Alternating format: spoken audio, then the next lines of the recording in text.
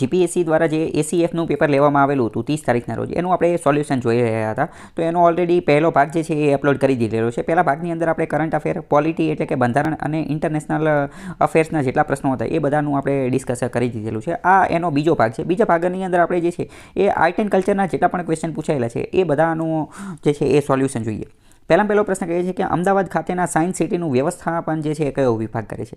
તો અમદાવાદમાં science city આવેલું છે. આ એક બહુ સારું સાયન્સ સિટી છે, ગુજરાતની અંદર આવેલું છે. અત્યારે એક બીજી વાત પણ હું તમને કહી દઉં, નરેન્દ્ર મોદી જે છે છેલ્લા થોડા સમયથી ગુજરાતની અંદર રિજિયોનલ સાયન્સ સેન્ટર જે છે એની પણ સ્થાપના કરવાની જે છે એ પ્રયાસ કરી રહ્યા છે. એવો આપણે એક ઉદ્દેશ્ય રાખેલો છે કે દરેક જિલ્લાની અંદર એક રિજિયોનલ એટલે કે સ્થાનિક લેવલનું સાયન્સ સિટી જે છે એની સ્થાપના કરવામાં આવશે.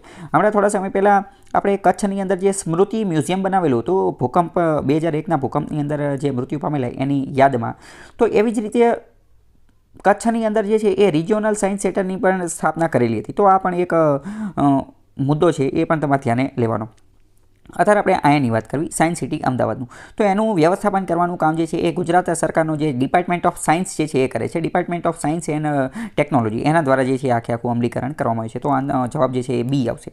અહીંયા તમે જોઈ શકો છો હકીકતમાં જે આ ગુજરાતનું જે સાયન્સ સિટી જે છે ને એનું વ્યવસ્થાપન કરવાનું કામ જે છે એ આ બોડીનું કરે છે. આ બોડી કરે છે. કઈ બોડી છે? તો કે Gujarat council of science city. Gujarat council of science city એનું ઓફિશિયલ હેન્ડલિંગ કોણ કરે છે? Gujarat council of science city. આ આખું કાઉન્સિલ છે જેમાં એક વ્યક્તિ ન હોય પરંતુ ઘણા બધા વ્યક્તિ હોય. અને આ આખું કાઉન્સિલ, આ આખી બોડી એ ગુજરાત સરકારનો જે department of science and technology જે છે એના અંતર્ગત કાર્ય કરે છે. અને આ એક સારું એવું જે છે એ સાયન્સ સેન્ટર બનાવવામાં આવેલું છે. અહીંયા તમે જાઓ તો મજા આવી જાય, સારું બનાવેલું છે. અહીંયા વાત કરીએ કે Gujarat council of science city એની સ્થાપના 1999ની અંદર કરેલી હતી, 1999ની અંદર. અને આ ગુજરાત સરકારનો જે department of science and technology એના અંતર્ગત રજિસ્ટર્ડ કરવામાં આવેલી એક સોસાયટી છે અને એક ઓટોનોમસ સ્વાયત્ત રીતે કામ કરે છે. અને આનું ફેઝ 1, 2, 3ની અંદર આનું નિર્માણ કરવામાં આવ્યું હતું. ફેઝ 1ની અંદર જે છે એ સાયન્સ સિટીની અંદર એક અત્યંત મહત્વનું થિયેટર આવેલું છે, આઈમેક્સ 3D થિયેટર. તો આ થિયેટર જે છે એ પણ ભારતની અંદર બનાવવામાં આવેલું પ્રથમ થિયેટર હતું. સરકાર દ્વારા બનાવવામાં આવેલું આઈમેક્સ 3D થિયેટર એ ભારતનું પ્રથમ થિયેટર હતું. જ્યારે 2002માં બનાવ્યું ને ત્યારે it was followed by construction. Phase 2ની અંદર પછી બીજું પણ અલગ અલગ વસ્તુ બનાવેલું હતું. હોલ ઓફ સાયન્સ બનાવેલો હતો, હોલ ઓફ સ્પેસ બનાવેલો હતો, એનર્જી એજ્યુકેશન પાર્ક બનાવેલો હતો, જેના અંતર્ગત એ પાર્કની અંદર ઉર્જા રિલેટેડ માહિતી જે છે એ આપવામાં આવે. એનર્જી ઉપર મેં એક અલગ જ વિડીયો બનાવેલો છે, એ મારી હિન્દી ચેનલ જે છે નોલેજ રિપેરિંગ એમાં અપલોડ કરેલો છે કે એનર્જીનું જીવનમાં શું મહત્ત્વ છે. એ વિડીયો જોઈ લેજો, તમને ખબર પડી જશે કે શું એનાથી ફાયદો થાય. અને એમાંથી પ્રશ્ન પણ ઘણા બધા પૂછાતા હોય છે. પછી લાઈફ સાયન્સ પાર્ક જે છે એની ઉપર એનો પણ એક ડિપાર્ટમેન્ટ છે. પછી પ્લેનેટ અર્થ, પૃથ્વી વિશે માહિતી આપતું બધી વસ્તુ છે. અલગ અલગ બીજી ફેસિલિટી છે જેમ કે બાળકોની children activity centre, thrill rides, amphitheatre. એમ્ફી થિયેટરનો મતલબ શું? એમ્ફીબિયન મતલબ કે એવા સજીવો કે જે પાણી અને જમીન બંને ઉપર રહી શકે, જેમ કે દેડકો, તો એને કહેવાય એમ્ફીબિયન, જેને ગુજરાતીમાં કહેવાય ઉભયજીવી. તો એની માટેનું એક થિયેટર છે. મ્યુઝિકલ ફાઉન્ટેન એવું બધું છે. હવે સમજો, અહીંયા હું તમને બીજી વાત કહું. આ મેઇન્સની અંદર જે છે ને એમાં પણ તમને આની ઉપરથી પ્રશ્ન પૂછાઈ જાય. શું પ્રશ્ન પૂછાઈ જશે? ગુજરાતી અને ઇંગ્લિશ બંનેની અંદર, ગુજરાતી અને ઇંગ્લિશની અંદર પ્રશ્ન પૂછી જશે કે તમે સાયન્સ સિટીની મુલાકાત લીધેલી હતી તો એનો રિપોર્ટ જે છે એ તૈયાર કરો. અને ગુજરાતીની અંદર પૂછશે કે એનો અહેવાલ જે છે એ તૈયાર કરો. તો તમને આ બધું ખબર હોય ને, આ બધી ટેકનિકલ બાબતો તમને ખબર હોય કે અહીંયા ઓરિજિનલમાં શું છે, અને અહીંયા કયા રૂમ છે, કયા ડિપાર્ટમેન્ટ છે, કયું મ્યુઝિયમ છે, તો તમે જે છે એ વ્યવસ્થિત લખી શકો. 2021ની અંદર એનો ફેઝ 2 જે છે એ ડેવલપ કરવામાં આવ્યો. તો એના અંતર્ગત એક્વેટિક ગેલેરી બની. એક્વેટિક એટલે કે દરિયાઈ સજીવ સૃષ્ટિ, દરિયાઈ જીવ સૃષ્ટિ, દરિયામાં રહેવા, પાણીમાં રહેવાવાળા લોકો. એક્વા કીવર્ડ જે છે એ પાણી સાથે જોડાયેલો છે. પછી બીજી રોબોટિક ગેલેરી બની. આપણે રોબોટિક્સની અંદર રોબોટ બનાવવાની બધી વાતો છે, તો એની પણ એક ગેલેરી બની. એ બીજું એક નેચરલ પાર્ક બનાવ્યો 200 કરોડના ખર્ચે, અલગ અલગ કરોડના ખર્ચે જે છે બનાવ્યું. તો એ વડાપ્રધાન નરેન્દ્ર મોદીએ 2021માં એનું જે છે ઉદ્ઘાટન કરેલું. તો આ તમને ખબર હોય. અહીંયા બીજી અલગ અલગ એક્ટિવિટી એવું બધું પણ થતું હોય છે. બીજો પ્રશ્ન જોઈએ કે ધ સ્ટેચ્યુ ઓફ યુનિટી, આપણે જે પૂતળું બનાવેલું છે સરદાર પટેલનું નર્મદા કેવડિયા કોલોનીની અંદર, તો એના શિલ્પકાર કોણ હતા? એના સ્કલ્પચર કોણ હતા? તો એના સ્કલ્પચર જે છે રામ સુતાર હતા. રામ સુતાર જે છે એ એના સ્કલ્પચર હતા. એકદમ સાદો પ્રશ્ન છે, ક્લાસ 3ની અંદર ઘણી બધી વાર આ પ્રશ્ન પૂછાઈ ગયો છે. રામ વી સુતાર, ઇન્ડિયન સ્કલ્પચર, બરાબર. તો કે એટલો કોઈ રોકેટ સાયન્સવાળો પ્રશ્ન હતો નહીં. મેઇન વસ્તુ, રામ સુતારને કયા કયા એવોર્ડ મળેલા છે ને એ તમને પ્રશ્ન પૂછી શકે છે. તો રામ સુતારને આ પદ્મભૂષણ, પદ્મશ્રી અને ટાગોર એવોર્ડ જે છે એ મળેલા છે. તો આ તમને થોડો ઘણો અંદાજ હોવો જોઈએ. બીજી વાત કરીએ, બીજો પ્રશ્ન કયો છે તો કે આપણે જે કવિ કલાપી છે, કવિ કલાપી, એના બાબતે નીચેનામાંથી કયું વિધાન સત્ય છે? તો કે તેમનું આખું નામ સુરસિંહજી તખ્તસિંહજી ગોહિલ હતું. તે લાઠીના રાજકુમાર હતા. તે રાજકુમાર કોલેજમાં ભણ્યા હતા અને તે 26 વર્ષની ઉંમરે જે છે મૃત્યુ પામેલા હતા. તો ચારે ચાર વિધાન જે છે એ સાચા છે. 26 વર્ષની નાની ઉંમરે તેમનું જે છે એ નિધન થઈ ગયેલું હતું. એમને ક્ષય રોગ કે એવો એકાદો રોગ જે છે એ થઈ ગયો હતો અને સુરસિંહજી તખ્તસિંહજી ગોહિલ હતું અને લાઠીના રાજકુમાર હતા. આપણે એના વિશે થોડી વધારે માહિતી મેળવીએ તો અહીંયા જો એમનો તમે ફોટો જોઈ શકો છો. 26 જાન્યુઆરી 1874ના રોજ એમનું જન્મ થયો હતો અને 9 જૂન 1900ના રોજ મૃત્યુ થઈ ગયું હતું. બાદબાકી કરશો તો 26 વર્ષની નાની ઉંમરે જે છે મૃત્યુ પામેલી. આ એટલે મેઇન તો આ એટલે જ આમનું યોગદાન ગુજરાતી સાહિત્યની અંદર આમનું યોગદાન ખતરનાક એટલા માટે છે કે એમને નાની ઉંમર જીવેલા હતા. ખાલી ઓનલી 26 યર્સ. તમારામાંથી ઘણા બધા એ તો 26 કરતાં મોટા તો હશે. તો એ તે એમને જે રચનાઓ, એમને જે ગુજરાતી સાહિત્યને જે યોગદાન આપેલું હતું, જેમ કે કલાપીનો કેકારવ, બીજા અમુક જે વિદેશ પ્રવાસના ની બધાના જે નિબંધ લખેલા હતા, તો એ બહુ ખતરનાક લેવલના હતા. એ સાહિત્યની અંદર એક ઊંચું સ્થાન ધરાવે છે. તો કલાપીના ઉપનામથી જે છે એ ઓળખાય છે લાઠીના રાજવી હતા. લાઠી ક્યાં આવેલું છે? લાઠી જે છે એ અમરેલી જિલ્લાની અંદર આવેલું છે. અમરેલી જિલ્લો જે છે અહીંયા જો અહીંયા લખેલું છે લાઠી ગોહિલવાડ અને સૌરાષ્ટ્રના જે છે એ રાજવી હતા. એમને આ નોંધપાત્ર સર્જનો બીજી વાર પરીક્ષામાં પૂછાઈ જાય તો યાદ રાખી લેજો. કલાપીનો કેકારવ, કલાપીનો કાવ્યાલાપ, હમીરજી ગોહિલ. આ હમીરજી ગોહિલ જે છે એ એનું એક પૂતળું જે છે એ પણ મૂકેલું છે આપણે ક્યાં? તો કે જે સોમનાથ મંદિર જે છે ને ત્યાં, સોમનાથ મંદિરની બાજુમાં. અને કાશ્મીરનો પ્રવાસ, એ એમનું એક વિદેશ એક રીતે યાત્રા વૃત્તાંત પ્રકારનો જે છે એ પણ લખેલું છે. આ ઉપરાંત બીજું એમનું એક સાહિત્ય છે કે સર્જન છે કે સ્વીડનબોર્ગનો ધર્મ વિચાર અને હૃદય ત્રિપુટી ક્લાસ 3ની અંદર ઘણી બધી. કલાપીનું જે જીવન જે છે એ પણ બહુ ખતરનાક છે. નાની પરીક્ષામાં આ પ્રશ્ન પૂછાતો હોય કે આ રાજબા, રમા ને આનંદીબા ને મોંઘી ને શોભના, આવા બધા એમના સાથે જોડાયેલા સ્ત્રી પાત્રો જે છે, એમના જીવનમાં આવેલા સ્ત્રી, એની ઉપર પણ ક્લાસ 3માં નાના પ્રશ્ન પૂછાતા હોય છે. આમાં બહુ ખતરનાક નામ હોય ને તો એ આ શોભનાનું છે. શોભના એટલે કે મોંઘી. આ કોણ છે? તો હવે ભાઈ આ કલાપી જે છે એ તો રાજકુમાર હતા. તો એમના લગ્ન તે રાજકુમારી હારે થાય. તો એમના લગ્ન જે રાજકુમારી હારે થયા હતા, એ રાજકુમારી પોતાની સાથે એક દાસી લાવેલા હતા. એક દાસી. એ દાસીનું નામ હતું આ મોંઘી. એ દાસીનું નામ શું હતું? મોંઘી. તો આ મોંઘી જે છે ને એ અભણ હતા. તો પછી આ કલાપીએ શું કર્યું? કલાપીએ આમને ભણાવવાનું ને એ બધું કામ કર્યું. અને પછી કલાપીનું જે છે એ આમની હારે સેટિંગ થઈ ગયું. મતલબ કે આમની હારે એમને લવ થઈ ગયું, આમની હારે એમને પ્રેમ થઈ ગયો અને પછી ઘણી બધી વાતું ને એવું બધું થયું. પણ પછી લગ્ન કર્યા નહોતા, પરંતુ એમની હારે તે એ બધું રહેતા હતા. જો અહીંયા એ બધું લખેલું જ હશે. તો મતલબ કે આ જે શોભના હતા ને, પછી આ જે શોભના નામ જે છે ને એને કલાપીએ જ આપ્યું હતું. કારણ કે એમનું નામ તો પહેલાં મોંઘી હતું, પરંતુ કલાપી એમને ભણાવવાનું એટલે કે અક્ષર જ્ઞાનને ભણતા લખતા ને એ બધું શીખવાયું અને પછી એને નામ પણ શોભના આપ્યું. અને મોટાભાગની જે એમની કાવ્ય અને રચનાઓને એ બધું જે છે એ આમની ઉપર જ તો જે છે એ લખેલી છે. પ્રેમ સંબંધ એમની હારે જે છે એ પ્રાપ્ત થઈ ગયો હતો. જો અહીંયા આ બધું જે છે એ લખેલું હશે.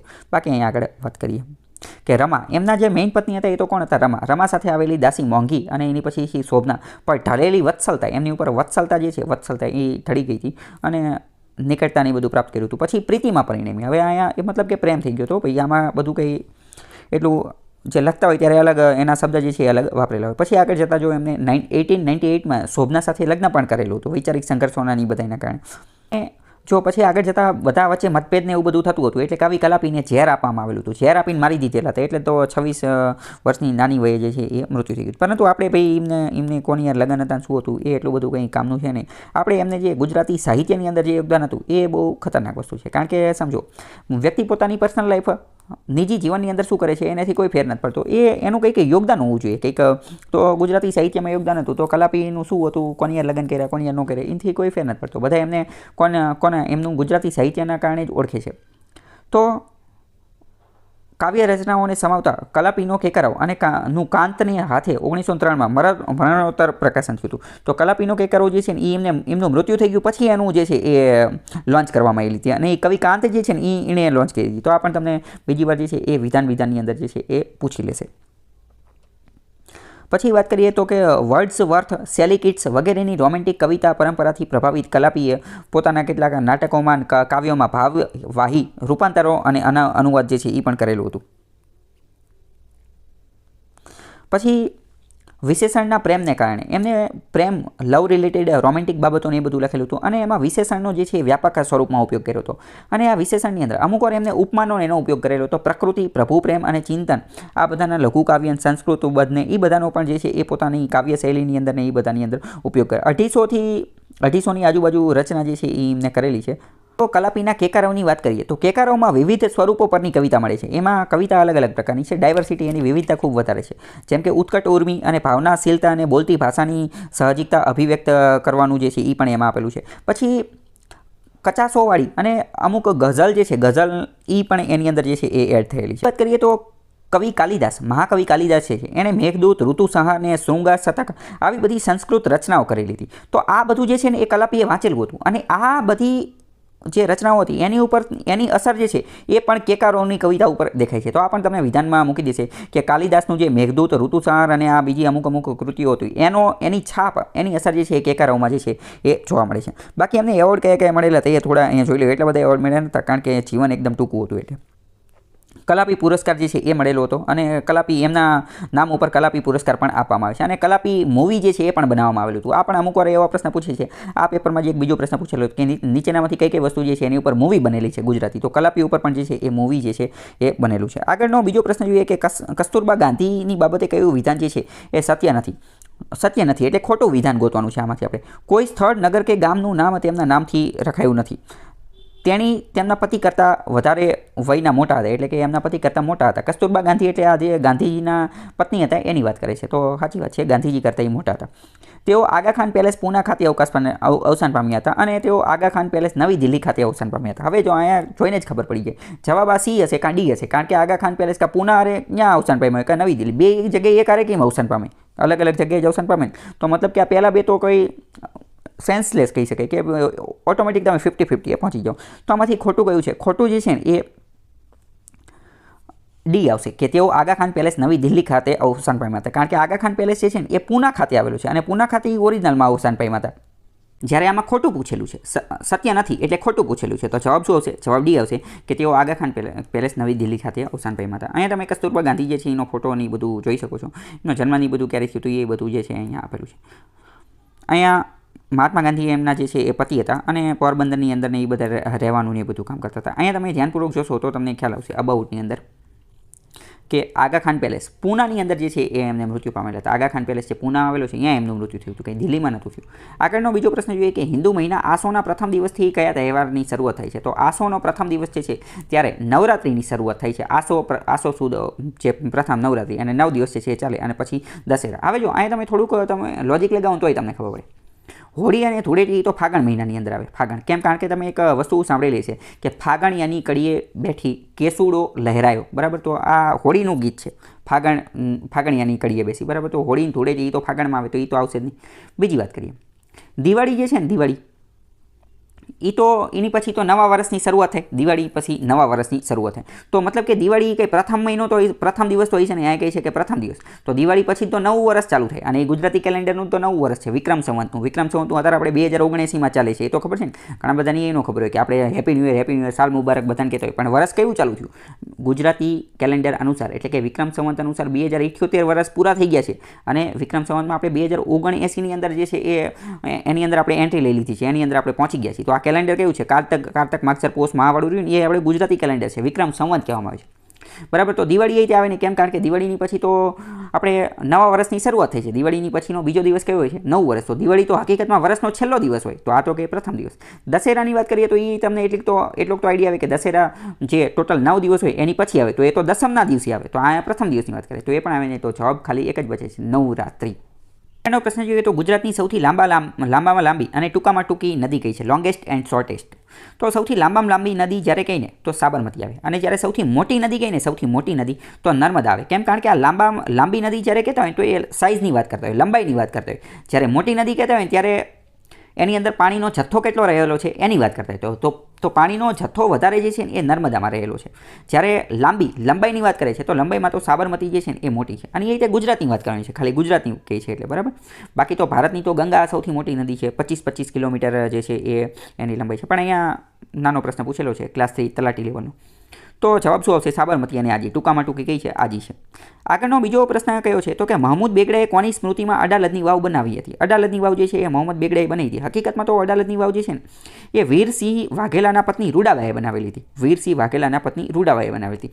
વીરસિંહ વાઘેલા જે છે ને એનું મૃત્યુ થઈ ગયું હતું. પછી પત્ની રૂડાબાઈએ બનાવી, પરંતુ રૂડાબાઈ પાસે પૈસા હતા નહીં, એટલે એ પૈસા નહોતા ને એટલે એને મહમૂદ બેગડા પાસેથી પૈસા લીધા. મહમૂદ બેગડાએ રૂડાબાઈને જોયું તો રૂડાબાઈનું રૂપ અને સૌંદર્ય જોયું કે ભાઈ તમે તો રૂપમાં ને રૂડામાં રૂપથી તે સુંદર લાગો છો, રૂડા લાગો છો. એટલે મહમૂદ બેગડાએ જે છે એમની સામે એવો પ્રસ્તાવ રાખ્યો કે તમે મારી સાથે લગ્ન કરી લો, મારી સાથે મેરેજ કરી લો. પરંતુ રૂડાબાઈએ કીધું કે હારું હું લગ્ન તો કરી લઉં, પરંતુ તમે મને પૈસા આપો, રોકડા આપો. અડાલજની વાવ જે છે ને એ મારે પૂરી કરાવવાની છે.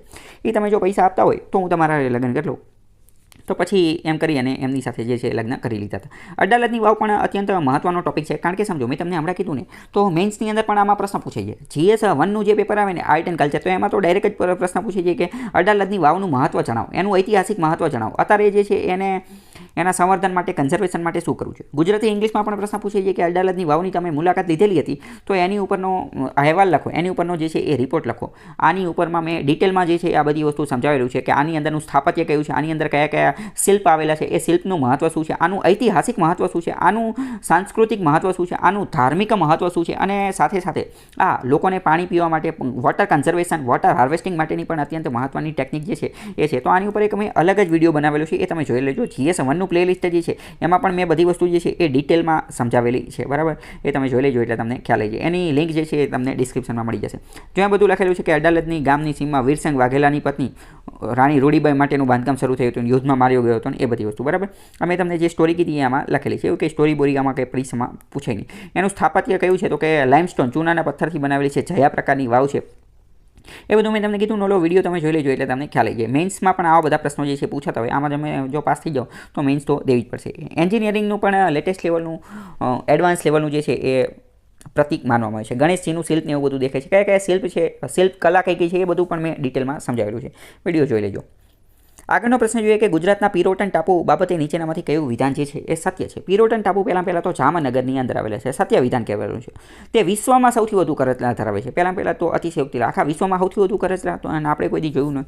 પહેલું તો ખોટું છે, આપણે સત્ય કહેવાનું છે. તેમાં વિશિષ્ટ પ્રજાતિની ડોલ્ફિન આવેલી છે. તે દેશનો સૌ પ્રથમ દરિયાઈ રાષ્ટ્રીય ઉદ્યાન છે, એટલે કે મરીન નેશનલ પાર્ક છે. અને તે દેશનો સૌ પ્રથમ પરવાળા ખડકોનો ઉદ્યાન છે. પહેલાં તો અહીંયા પરવાળાના ખડકો એટલે કે કોરલ રીફ આવેલા છે. એ વાત તો સાચી છે, પરંતુ એ કંઈ પ્રથમ નથી. આનો સાચું વિધાન કેવું હશે? તો કે તે દેશનો સૌ પ્રથમ મરીન નેશનલ પાર્ક છે. ભારત દેશનો સૌથી પહેલો દરિયાઈ રાષ્ટ્રીય ઉદ્યાન કેવું છે? તો કે મરીન નેશનલ પાર્ક. એ જામનગરનો પિરોટન ટાપુ છે. જામનગરનો પિરોટન. હકીકતમાં જે આપણો સૌથી પહેલો મરીન નેશનલ પાર્ક જે છે ને એ ગલ્ફ ઓફ કચ્છનો અખાત છે. અને કચ્છનો અખાત અને આ જે જામનગરનો પિરોટન ટાપુ એ બે બાજુમાં જ આવેલા છે, એટલે જવાબ સી આવશે આનો. અને તમે થોડું જોઈ શકો છો પિરોટન ટાપુ, પિરોટન બેટ વિશે જામનગરની અંદર આવેલો છે, સૌરાષ્ટ્રની અંદર આવેલો છે. અને આ એક ખતરનાક લેવલની, બહુ મસ્ત લેવલની સુંદર દીવા દાંડી પણ આવેલી છે. અને દીવા દાંડી ઉપરથી આનું દ્રશ્ય, ટાપુનું દ્રશ્ય જે છે સુંદર દેખાતું હોય છે. થોડી વાત કરો તો પિરોટન ટાપુ જે છે એ બેડી બંદરના કિનારાથી 12 નોટિકલ માઇલ જે છે એ દૂર આવેલો છે. અને અહીંયા જે દરિયાઈ જીવસૃષ્ટિ, જે મરીન બાયોડાયવર્સિટી જે છે એ ખૂબ જ જૈવ વિવિધતા ઘણી વધારે આવેલી છે. પરવાળાના ટાપુ પણ આવેલા છે. દરિયાઈ રાષ્ટ્રીય ઉદ્યાન એવું બધું આવેલું છે, અહીંયા તમે એ જોઈ શકો છો. એનો ઇતિહાસ જે છે એ થોડો મહત્વનો છે. 1867ની અંદર બનાવી દીધી હતો. 1867માં વાહનોના માર્ગદર્શન માટે, વાહનોને દિશા ને એ બધું મળી રહે એટલા માટે અહીંયા ધ્વજ અને કાઠી મૂકવામાં આવેલી હતી, જે આગળ જતાં લાઇટ હાઉસ અથવા તો દીવા દાંડી જે છે એ બનેલી હતી. 1898માં પછી એ જે 21 મીટરની ઊંચાઈવાળી દીવા દાંડીનું જે છે એ બાંધકામ કરવામાં આવ્યું હતું. એટલે ટૂંકમાં મેઇન તો જે છે ને એ જહાજને એ બધા આવતા હોય તો એમને દિશાને એ બધું ખબર પડી જાય, એની માટે માર્ગદર્શન માટે આ લાઇટ હાઉસ અથવા તો દીવા દાંડી જે છે એ બનાવેલી હતી. આ ધ્વજને એવું બધું જે છે એ બનાવેલું હતું. આગળ જતાં એ શું બની ગયું? આગળ જતાં એ રાષ્ટ્રીય ઉદ્યાન જે છે એ બની ગયું હતું. અહીંયાની જીવસૃષ્ટિ કઈ છે? આ જો દીવા દાંડીનું ને એ બધું માહિતી આપેલી છે, એટલું બધું કંઈ કામનું છે નહીં. ત્યાંની દરિયાઈ અને પક્ષી જીવસૃષ્ટિ કઈ છે? કરચલા ને એવું બધું જોવા તો મળે છે અહીંયા, પરંતુ આ તો એમ કહેતા હતા વિશ્વમાં સૌથી વધુ, એટલે ખોટું પડ્યું. વરુ કરચલો અને દરિયાઈ ઘોડો ને એવું બધું. દરિયાઈ ઘોડો જે છે અત્યંત મહત્વનો છે, અને એક રીતે મરીન હોર્સ કહેવામાં આવે છે. અને દરિયાઈ ગોકળગાય જે છે એ પણ અત્યંત મહત્વની વસ્તુ છે. એને સી કાવ કહેવામાં આવે છે. અને શું કહેવામાં આવે છે? સી કાવ. આ દરિયાઈ જે ગોકળગાય જે છે ને એ એકમાત્ર એવી પ્રજાતિ છે કે જે દરિયામાં રહે છે અને ખાલી ગ્રાસ, સી ગ્રાસ એટલે કે સમુદ્રનું ઘાસ જ ખાય છે. એક રીતે વેજીટેરિયન છે આ, બરાબર? એની ઉપર મેં એક અલગ વિડીયો બનાવેલો છે એન્વાયરમેન્ટની અંદર, જે એને જોઈ લેજો એટલે ખ્યાલ આવી જાય. કારણ કે આ તો પ્રશ્ન યુપીએસસીમાં પૂછાઈ ગયો છે. આ જે દરિયાઈ ગોકળગાયવાળો જે છે આ બધું ડિટેલમાં સમજાવેલું છે. બાકી તમે પોઝ કરી અને જોઈ લેજો. આપણે આજે કાલુ માછલી ઉપર વારંવાર પ્રશ્ન પૂછે કે ઓઇસ્ટર શીપમાંથી જે કાલુ માછલી મળે છે એ ગુજરાતમાં ક્યાં જોવા મળે? તો એ આપણે આ પિરોટન ટાપુ જામનગર જે છે અહીંયા જોવા મળે છે. તારા માછલી, સ્ટાર ફિશ ને અષ્ટપાદને આ બધી વસ્તુ જોવા મળે છે. દરિયાઈ જીવસૃષ્ટિ અને પક્ષી જીવસૃષ્ટિ અહીંયા આપેલી છે. એકવાર તમે પોઝ કરી અને જોઈ લેજો. અને બાકી જો તમે અહીંયા સબૂત તરીકે જોઈ શકો છો કે India first marine national park wildlife sanctuary, marine wildlife sanctuary and first marine national park was created gulf of Kutch. કચ્છના આખાતની અંદર 1980માં ભારતનો પ્રથમ આ બનાવવામાં આવ્યો હતો કચ્છના આખાતની અંદર. અને એનું બીજું નામ શું છે? એનું જ બીજું નામ જે છે એ આ પિરોટન ટાપુ છે. અને બાકી મેં તમને કીધું કે રાણીની વાવ ઉપર પણ મેં એક અલગ વિડીયો, રાણીની વાવનો પ્રશ્ન પૂછાયેલો છે. 1 મિનિટ આપણે જોઈએ પહેલાં.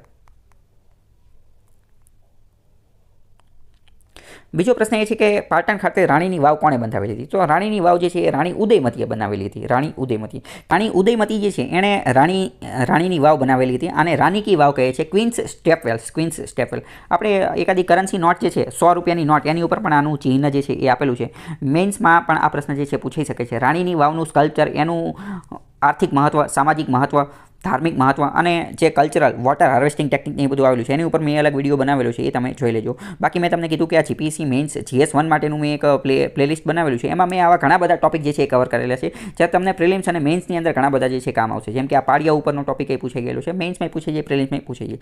એ તમે જોઈ લેજો. જેમ કે જો એમાં ઘણા બધા વિડીયો જે છે એ મેં મૂકેલા છે, 70 જેટલા વિડીયો મૂકેલા છે. એ બધા જોશો એટલે ખ્યાલ આવી જશે, તમને ઇનલાઇટનમેન્ટ પ્રાપ્ત થશે. વાવના પ્રકારની એ બધું કયું છે એ જોઈ લેજો. અડાલજની વાવ ઉપર એ પ્રશ્ન બનાવેલો છે. આગળનો પ્રશ્ન જોઈએ શું છે? નીચેના પૈકી કોણ ગુજરાતના પ્રખ્યાત કાર્ટૂનિસ્ટ છે? તો આ ક્લાસ 3 લેવલમાં ઘણી બધી વાર પ્રશ્ન પૂછાઈ ગયો છે. બંસીલાલ વર્મા ચકોર તરીકે ઓળખાય છે અને એ ગુજરાતના પ્રખ્યાત જે છે એ કાર્ટૂનિસ્ટ છે. અહીંયા તમે જોઈ શકો છો કોણ છે, તો કે બંસીલાલ વર્મા. એ ચકોર તરીકે જાણીતા હતા, જાણીતા ચિત્રકાર અને વ્યંગકાર હતા અને કાર્ટૂનિસ્ટ હતા. એમનો જન્મ મહેસાણાના ચોટિયાની અંદર થયો હતો. પ્રશ્ન એ પણ પૂછાય છે ક્યાં એમનો જન્મ થયો હતો. બંસીલાલ વર્મા તો કે મહેસાણા તારંગા જે આવેલું છે અહીંયા ચોટિયા નામની ગામ હતું. ચોટીલા નહીં, ચોટીલા પાછું સુરેન્દ્રનગરમાં આવ્યું છે. આ ચોટિયાની વાત કરે છે. રાજા રવિ વર્મા જે છે, રાજા રવિ વર્મા એમનીથી પ્રભાવિત થઈ અને એમને જે છે એ આ પેઇન્ટિંગ ને એવું બધું જે છે એ શીખેલા હતા, અથવા કાર્ટૂનિસ્ટ ને એવું બધું બનાવેલું હતા. દેવી દેવતાના બધાના ચિત્ર જે છે બનાવતા હતા. હકીકતમાં હિન્દુ માઇથોલોજી જે છે, હિન્દુ માઇથોલોજી એટલે કે હિન્દુના જેટલા પણ દેવી દેવતાઓ છે, ભગવાન, માતાજી, એ બધાનું પ્રથમવાર કોઈ ચિત્ર બનાવેલું હતું તો એ રાજા રવિ વર્મા જ હતા. અને જ્યારે રાજા રવિ વર્માએ પ્રથમવાર આ બધા ચિત્રોને બધું બનાવેલું હતું તો એનો ખૂબ જ વિરોધ થયેલો હતો. બ્રાહ્મણ ધર્મના લોકો જે બધા પૂજારીઓની બધા હતા એ બધાએ ખૂબ વિરોધ કર્યો કે તમારી હિંમત કઈ રીતે થઈ કે ભગવાન માતાજીના ચિત્રો બનાવવાની. એની સ્ટોરી પણ મેં અલગ અલગ વાર કીધેલી છે, બરાબર. તો રવિશંકર રાવળ સાથે પણ આ જે બંસીલાલ જે છે એ ચિત્રકળાને એવું બધું શીખવા માટે એ બધા માટે જોડાયા હતા. બીજી આપણે આ બંસીલાલની વાત કરીએ, ચકોની વાત કરીએ તો 1936માં એમને 3 મહિના માટે કોંગ્રેસના લખનઉ સત્રમાં કલાકાર તરીકે સેવા આપેલી હતી. નંદલાલ બોઝ કે જે આ પશ્ચિમ બંગાળની અંદર જે બોઝ ઇન્સ્ટિટ્યૂટ આવેલી છે એની અંદર પણ એમની સાથે પણ મળી અને આ કલાકારનું ને એ બધાનું વાતચીત કરેલી હતી. ભારતનો સ્વાતંત્ર્ય સંગ્રામ માટે પોસ્ટર, બેનર ને એવું બધું પણ બનાવે છે. વ્યંગચિત્ર એટલે શું? તો કે આ છાપાની ને બધાની અંદર જે ઓલા કાર્ટૂન આવતા હોય ને, એક રીતે કોમેડી કાર્ટૂન આપેલા હોય કે જે કટાક્ષ ને એવું બધું કરતા હોય, સટાયર, એ બધું પણ એમને જે છે બનાવેલું છે. આ બધું અમુક વાર વિધાનવાળા વાક્યની ને એ બધાની અંદર પૂછે છે. બીજી વાત કરીએ, જે સરદાર પટેલનું મૃત્યુ થયું હતું, મૃત્યુ પછી હિન્દુસ્તાન બંધ થઈ ગયું, એ બધાની બાબતે પણ એમને આ પોલિટિકલ એક્ટિવિટીમાં જોડાયેલા હતા. જેમ કે અંગ્રેજી દૈનિક ધ ફ્રી પ્રેસ જર્નલમાં જોડાયા હતા. એમાં વ્યંગચિત્રો ને એ બધું જે છે આપતા હતા. જનશક્તિ ગુજરાતી છાપવું હતું, એની અંદર બધું આપવાનું ને એ બધું કામ કરતા હતા. બંસીલાલ વર્માનું ઉપનામ ચકોર છે એ તો ખબર જ હશે, પરંતુ સાથે સાથે એમને બંસી અને કિશોર વકીલ નામનું એ પણ એમનું ઉપનામ છે. કિશોર વકીલ ઉપનામ હેઠળ પણ અલગ અલગ ચિત્રો જે છે એ દોર્યા હતા. એમના લોકપ્રિય ચિત્રોનું સ્વાગતમાં કયું છે તો કે સ્વાગત કરતી ભારતીય મહિલા, વેલકમ કરતી જે ભારતીય મહિલાનું ચિત્ર જે છે એ ખૂબ લોકપ્રિય બન્યું હતું. અમુક વાર આવા નાના પ્રશ્ન પૂછી લેતા હોય. પછી વ્યંગચિત્ર અને કેરિકેચર્સ પુસ્તકો પણ પ્રકાશિત થયા હતા. વ્યંગચિત્રો મોટી સંખ્યામાં અખબારો અને સામયિકોમાં આવતા હતા. જૈન મંદિરના ઘુમ્મટ 25માંથી મોટી સંખ્યામાં પુસ્તકો અને આવરણો ઉપર કામ કરેલું હતું. પછી લાલ બહાદુર શાસ્ત્રીના ચિત્રોનું સંગ્રહોનું પુસ્તક છે. ખાદી ગ્રામોદ્યોગ માટે 2 સચિત્રન પુસ્તકને એવું બધું બનાવ્યું હતું. પછી હનુમાનને, શિવ પાર્વતીને, કર્ણ અને વિક્રમ વેતાળને આ બધાના ચિત્રો જે છે એ પણ એમને બનાવેલા હતા. બાકી તમે પોઝ કરી અને જોઈ લેજો. પુરસ્કારની વાત કરીએ તો એમને ઘણા બધા પુરસ્કાર મળેલા હતા. એક તો મોન્ટ્રીયલ કેનેડા ખાતે 3જી ઇન્ટરનેશનલ સલૂન ઓફ કાર્ટૂનમાં એમને એક એવોર્ડ મળેલો હતો. સુરતનો એવોર્ડ ને એ બધું મળેલું હતું. બાકી અહીંયા તમે જોઈ શકો છો. બાકી આવો જ એક બીજા સાહિત્યકાર છે જેમને નાટકની અંદર બહુ સારું એવું કામ કરેલું છે. નાટકની અંદર આ તો આપણે કોનું જોયું, આ બંસીલાલ વર્મા ચકોર. એમને તો કાર્ટૂન ક્ષેત્રની અંદર સારું કામ કરે. એવી રીતે નાટક ક્ષેત્રમાં સારું કામ કરેલું હોય તો એ ચાંદા મામાએ કરેલું છે. ચંચી મહેતા, જેમની ગઠરિયા 3 ગઠરિયા જે છે એ બનાવેલી છે. એ મેન્સની અંદર પ્રશ્ન પૂછાઈ શકે, પ્રિલિમ્સમાં પણ 2-3 વાર પ્રશ્ન પૂછાઈ ગયો છે. તો આ વિડીયો લેક્ચર મેં અલગથી બનાવેલું છે, તમે જોઈ લેજો, તમને ખ્યાલ આવી જાય. બીજો પ્રશ્ન છે કે નીચેના પૈકી કોણે પતંગોના સંગ્રહનું દાન કર્યું અને અમદાવાદ ખાતે પ્રથમ પતંગ સંગ્રહાલય કાઇટ મ્યુઝિયમ કાઇટ પતંગ સંગ્રહાલય માટેની જે છે એ પ્રેરણા આપી. તો એ વ્યક્તિ છે ભાનુભાઈ શાહ. અમદાવાદની અંદર જે છે એ પતંગ સંગ્રહાલય આવેલું છે. ત્યાં રાખેલું છે શું? તો અહીંયા પતંગ જ રાખેલી છે. ઘણી બધી પતંગ જે છે એ રાખેલી છે. જો અહીંયા આપેલું છે કે કાઇટ મ્યુઝિયમ અમદાવાદ અને અહીંયા મોટી ઘણી બધી પતંગો જોવા મળે છે. આ ફોટાની અંદર તમે જોઈ શકો આ બધી પતંગો છે. પતંગોના ઘણા બધા મોટી નાની અલગ લેટેસ્ટ લેવલની પતંગ જે છે એ જોવા મળે છે. 125 કરતાં પણ વધારે પતંગો જે છે એ અહીંયા જોવા મળે છે. અને એક મિનિટ, એની હિસ્ટ્રી જે છે એ અત્યંત મહત્ત્વની છે. ક્યાં બનાવ્યું છે? તો કે કાઇટ મ્યુઝિયમ જે છે એ ક્યાં આવેલું છે? તો કે સંસ્કાર કેન્દ્ર જે છે સંસ્કાર કેન્દ્ર એની બાજુમાં આવેલું છે. સંસ્કાર કેન્દ્ર અત્યંત મહત્વનું એટલા માટે છે કારણ કે ફ્રેન્ચ આર્કિટેક્ટ હતો એક લા કાર્બુઝિયરે આની ડિઝાઇન તૈયાર કરેલી હતી. કોની? તો કે આ સંસ્કાર કેન્દ્રની. લા કાર્બુઝિયર જે છે એણે તો ગાંધીનગરની જે છે ડિઝાઇન એ તૈયાર કરેલી હતી. ચંદીગઢની ડિઝાઇન પણ એણે જે છે એ તૈયાર કરેલી હતી. ઘણી બધી પતંગ આપેલું છે. અને જો આપેલું છે મિસ્ટર ભાનુભાઈ શાહ જે છે એમને પોતાની પાસે જે પતંગનું કલેક્શન હતું એ અમદાવાદ મ્યુનિસિપલ કોર્પોરેશન AMCને આપ્યું હતું અને પછી એમને જે છે એ આ પતંગ સંગ્રહાલય જે છે એ બનાવેલું હતું.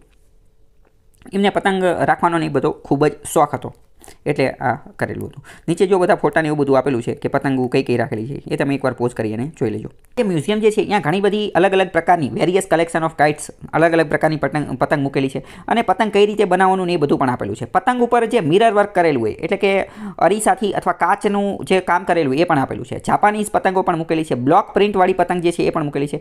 પતંગ ઉપર કારીગરી જે કરેલી હોય એ પણ આપેલી છે. અહીંયા એક અત્યંત મહત્વની જે પતંગ જે છે એ કઈ છે 16 ફૂટ લાંબી પતંગ છે કે જેની ઉપર એક વ્યક્તિ જે છે એ ગરબાનો ડાન્સ કરતો હોય એ પ્રકારનું જે બતાવેલું છે એવી પતંગ જે છે એ અત્યંત મહત્વની. બીજી એક પતંગ એવી છે કે જેમાં રાધા કૃષ્ણ એને જે છે એ બતાવવામાં આવેલા છે. બીજી પણ ઘણી બધી પતંગો છે કે જેમાં અલગ પ્રકારના ઇલુસ્ટ્રેશન મતલબ પેઇન્ટિંગ અથવા હસ્તકલાકારી કરી હેન્ડીક્રાફ્ટ જે કરેલું હોય એ બધું આપેલું છે. જાપાનની પણ ઘણી બધી પતંગો જોવા મળે છે. બીજી એક રોકુકુ નામની પતંગ છે જે 20 ફૂટ લાંબી છે. ટ્રાવેલિંગ માટેની પતંગની એવું બધું પણ જોવા મળે છે. મ્યુઝિયમની અંદર આ મ્યુઝિયમ જે છે એની અંદર અલગ પર્સનાલિટી પણ આવેલા છે. જેમ કે પંડિત જવાહરલાલ નહેરુ અને મહાત્મા ગાંધી જે છે એના પુત્રો એના ઇમેજીસ જે છે ચિત્રો જે છે એ પણ મૂકેલું છે. અલગ બીજી પતંગની અંદર જીઓમેટ્રિક અને એનિમલ પેટર્નની પતંગો પણ જોવા મળે છે. જીઓમેટ્રિક એટલે કે ભૌમિતિક આકારો જેમ કે ચોરસ, જેમ કે ત્રિકોણ, જેમ કે ગણિતમાં જે આકાર આવતો હોય ને એ બધાને જીઓમેટ્રિક કહેવાય. આ મેં વારલી પેઇન્ટિંગ જ્યારે શીખવાડેલું હતું ને ત્યારે મેં ડિટેલમાં સમજાવેલું છે. વારલી પેઇન્ટિંગનો વિડીયો છે એ તમે જોઈ લેજો. એકવાર તમે વારલી પેઇન્ટિંગનો વિડીયો જોઈ લેશો તો તમને એટલું ઇન્લાઇટમેન્ટ થઈ જશે કે તમે ક્યાંક વારલી પેઇન્ટિંગ જોશો તો પણ ખબર પડી જશે. તમને એવું લાગે ભાઈ આ પતંગ મ્યુઝિયમ વિશે આપણે આટલું ડિટેલમાં કેમ સમજીએ છીએ? એ ડિટેલમાં એટલા માટે સમજીએ છીએ કારણ કે આ જે છે આ મ્યુઝિયમની અંદર આ મ્યુઝિયમની અંદર જે છે એવી પણ માહિતી આપણને મળે છે કે પતંગનો ઇતિહાસ છે ને પતંગ ઉડાડવાનો ઇતિહાસ એ ઈસવીસન પૂર્વે 200 સુધી જાણીતો છે. ઈસવીસન પૂર્વે 200માં પણ પતંગ ઉડાડતા આપણને આવડતું હતું. અને હ્યુએન સાંગ જ્યારે અહીંયા આવેલો હતો ને હ્યુએન સાંગ ભારતની અંદર તો એણે પણ જે છે એ રાતે પતંગ ચગાવી હતી. એણે પણ પતંગ ચગાવવાનું કામ કર્યું હતું. અને જ્યારે એણે આકાશમાં પતંગ ચગતા જોઈ હતી ને તો ત્યારે એ ડરી ગયો હતો. પહેલાં તો એ ડરી ગયો હતો. અને હકીકતમાં ચીનની અંદર જે પતંગ વ્યવસાય જે પહોંચેલો છે તો એ હ્યુએન સાંગે જ ત્યાં પહોંચાડેલો છે. હ્યુએન સાંગે ત્યાં જઈને કીધું કે ભારતમાં બધા લોકો પતંગ ચગાવે છે અને પતંગની જે વિદ્યા હતી એ એમને ત્યાં શીખવાડેલી હતી. હ્યુએન સાંગ અને ફાઇયાન એ બંને જે છે એ પતંગ ઉડાડવાની વસ્તુ જે છે એને ચીનની અંદર જે છે એ લઈ ગયા હતા. તો આ તમને વિધાનવાળા વાક્યની અંદર પૂછાઈ જશે. અને બીજી વાત કરીએ મેઇન્સ પરીક્ષાની અંદર આ જે ફાઇયાન અને જે હ્યુએન સાંગ જે છે એની ઉપર ડિટેલમાં પ્રશ્ન પૂછાઈ ગયેલો છે. 10 માર્કનો પ્રશ્ન. તો આવા જે 10 માર્કના પ્રશ્ન હોય અને એમાં તમે આ પોઈન્ટ લખો ને કે ભાઈ પતંગ આર્ટ એન્ડ કલ્ચર કલા અને સંસ્કૃતિનું જે આદાન પ્રદાન થયેલું હતું ભારત અને ચીનની અંદર તો એમાં પતંગ વિદ્યા જે છે એ ભારતથી ચીનમાં ફેલાયેલી છે. તો આવા પોઈન્ટ તમે લખો તો એ અમુક યુનિક પોઈન્ટ કહેવાય કે જે બીજા કોઈ લખેલા ન હોય. આગળનો બીજો ક્વેશ્ચન જોઈએ તો શું છે કે સૌરાષ્ટ્રની પ્રથમ રેલવે લાઇન કઈ હતી? તો સૌરાષ્ટ્રની પ્રથમ રેલવે લાઇન જે છે એ ભાવનગરથી વઢવાણની વચ્ચે હતી. પહેલાં જે છે સૌથી પહેલાં ભારતની જે રેલવે લાઇન હતી ને એ મુંબઈથી થાણે વચ્ચે હતી. બોમ્બેવાળી લાઇનમાં ચાલતી હતી મુંબઈથી થાણે વચ્ચેની, બરાબર. પરંતુ પછી મુંબઈવાળી લાઇન જે છે ને એને તો આગળ એક્સટેન્ડ કરી દીધેલી હતી, વધારી દીધેલી હતી. અને સૌરાષ્ટ્રમાં પ્રથમ 2 જગ્યાએ રેલવે બની હતી, એક ભાવનગરની અંદર અને એક ગોંડલની અંદર. પરંતુ બેની અંદર શરૂઆત જે છે એમાં ટોટલ પૈસા દેવાના હતા, એમાંથી બીજા ભાગના પૈસા ભાવનગરવાળાએ દીધા અને પ્રથમ ભાગના પૈસા ગોંડલવાળાએ દીધા. પરંતુ પહેલાં જે કાર્યરત થઈ હતી એ ભાવનગરથી વઢવાણ વચ્ચે થઈ હતી. ગોંડલની બીજા નંબરે ચાલુ થઈ હતી. ગોંડલની જે છે એ બીજા નંબરે ચાલુ થઈ હતી. અને જે છે એ તમે જોઈ શકો છો કે in Saurashtra Bhavnagar was the first and Gondal the second state to build railway network. ભાવનગરે પહેલાં બનાવ્યું અને ગોંડલ જે છે એણે બીજા નંબરે બનાવ્યું. ભાવનગર ટર્મિનસથી વઢવાણ સુધી જે છે એ પહોંચેલી હતી. હવે સમજો ટર્મિનસનો મતલબ શું? ભાવનગર જે છે એ પણ ટર્મિનસ છે. આ બધા તમે અમુક જોયેલું છે પ્લેટફોર્મ, રેલવે સ્ટેશન અથવા તો ટ્રેનો એની પાછળ નાખેલું હોય, જેમ કે બાંદ્રા ટર્મિનસ અથવા તો અમુકની પાછળ રોડ લખેલું હોય, અમુકની પાછળ જંકશન લખેલું હોય. તો એ બધાનો એક છૂપો મતલબ થતો હોય. શું મતલબ થતો હોય હું તમને કહી દઉં. ટર્મિનસનો મતલબ શું? ટર્મિનસનો મતલબ એમ કે હવે અહીંયા જે છે ને એ અંત આવી ગયો. અહીંયા જે છે હવે ટ્રેન પૂરો થઈ જાય, અહીંયા હવે રેલવેના પાટા પૂરા થઈ જાય. કદાચ તમે બાંદ્રા ટર્મિનસ ગયેલા હોય અથવા ભાવનગર ટર્મિનસ ગયેલા હોય તો તમે જોયું છે કે અહીંયા પછી ટ્રેન પૂરી થઈ જાય, એની આગળ ટ્રેન જઈ જ ન કે કેમ? કારણ કે અહીંયા પાટા આવી ગયા હોય એટલે. પછી જંકશન, એક શબ્દ આવે જંકશન. જંકશનનો મતલબ શું? જંકશનનો મતલબ એમ કે હવે અહીંયા જે છે ને અહીંથી બે અલગ અલગ જગ્યાએ જવા માટેની ટ્રેન જે છે એ ઉપર છે. બે અલગ અલગ જગ્યાએ જવા માટેની ટ્રેન ઉપર છે. જેમ કે સમજો કાલુપુર જંકશન, અમદાવાદની અંદર કાલુપુર જંકશન આવેલું છે. તો એક ફાટો જે છે ને એ મહેસાણા બાજુ જાય અને બીજો ફાટો જે છે ને એ બરોડા બાજુ જાય. બરોડાની અંદર જે છે એક ફાટો જે છે એ મધ્યપ્રદેશ બાજુ છે અને એક જે છે એ જયપુર બાજુ છે. તો આવા અલગ અલગ ફાટા. તો જંકશનનો મતલબ શું? કે જ્યાંથી બે અલગ અલગ રેલવે નેટવર્ક, બે અલગ અલગ રેલવે ટ્રેન પસાર થતી હોય તો એને શું કહેવાય? એને જંકશન કહેવાય. રોડનો મતલબ શું? રોડનો મતલબ એમ કે એ જે ટ્રેન જે છે ત્યાં રોડના માધ્યમથી પણ પહોંચી શકાય. બરાબર? તો આનો અલગ અલગ મતલબ થતો હોય. તો એવી રીતે ભાવનગર પણ એક ટર્મિનસ છે. બાકી ભાવનગરમાં ક્યારે રેલવે ચાલુ થઈ, સૌરાષ્ટ્રમાં ક્યારે રેલવે ચાલુ થઈ, એ બધાનું અહીંયા જે છે એ થોડી ઘણી વાત જે છે આપેલી છે. એકવાર તમે પોઝ કરી અને જોઈ લેજો. જો અહીંયા આપેલું છે કે ભાવનગરથી તે વઢવાણની વચ્ચે જે છે એ 1910ની અંદર જે છે એ સિહોર જંકશનથી પાલીતાણા સુધીના અલગ અલગ જે છે એ ચાલુ કરેલું હતું. એકવાર પોઝ કરી અને તમે જોઈ લેજો. બાકી ઇન્ડિયન રેલવે દ્વારા પણ જે છે એ સૌરાષ્ટ્રની અંદર અથવા ભાવનગર ડિવિઝનનો જે રેલવે શરૂ કરેલો હતો એનો હિસ્ટ્રી, એનો ઇતિહાસ માટેનું આ ડોક્યુમેન્ટ રિલીઝ કરેલું હતું. એ પણ તમે જોઈ લેજો. આ બધું જે છે તમને ટેલિગ્રામની અંદર મળી જશે. ટેલિગ્રામમાં આખી બધી વસ્તુ, આખી PDF જે છે એ હું મૂકી દઈશ. તમારે વાંચવામાં, બીજી તૈયારીમાં પણ ફાયદો રહે. હવે આગળનો પ્રશ્ન છે, યુરોપની આર્ટ ડેકો ચળવળને અનુસરીને મહેલનું નિર્માણ ક્યાં કરવામાં આવેલું હતું? તો આવો જે મહેલ બનાવ્યો હતો ને એ મોરબીના રાજાએ બનાવેલો હતો. પહેલાં તમને ખબર હોવી જોઈએ કે આ આર્ટ ડેકો મોમેન્ટ શું છે, આર્ટ ડેકો ચળવળ શું છે, આર્ટ ડેકોનો મતલબ શું થાય પહેલાં તો એ તમે સમજો. આર્ટ ડેકો જે છે ને એ એક પ્રકારની ડિઝાઇન હતી, એક પ્રકારની ડિઝાઇનનો મતલબ શું? રચના, સંરચના.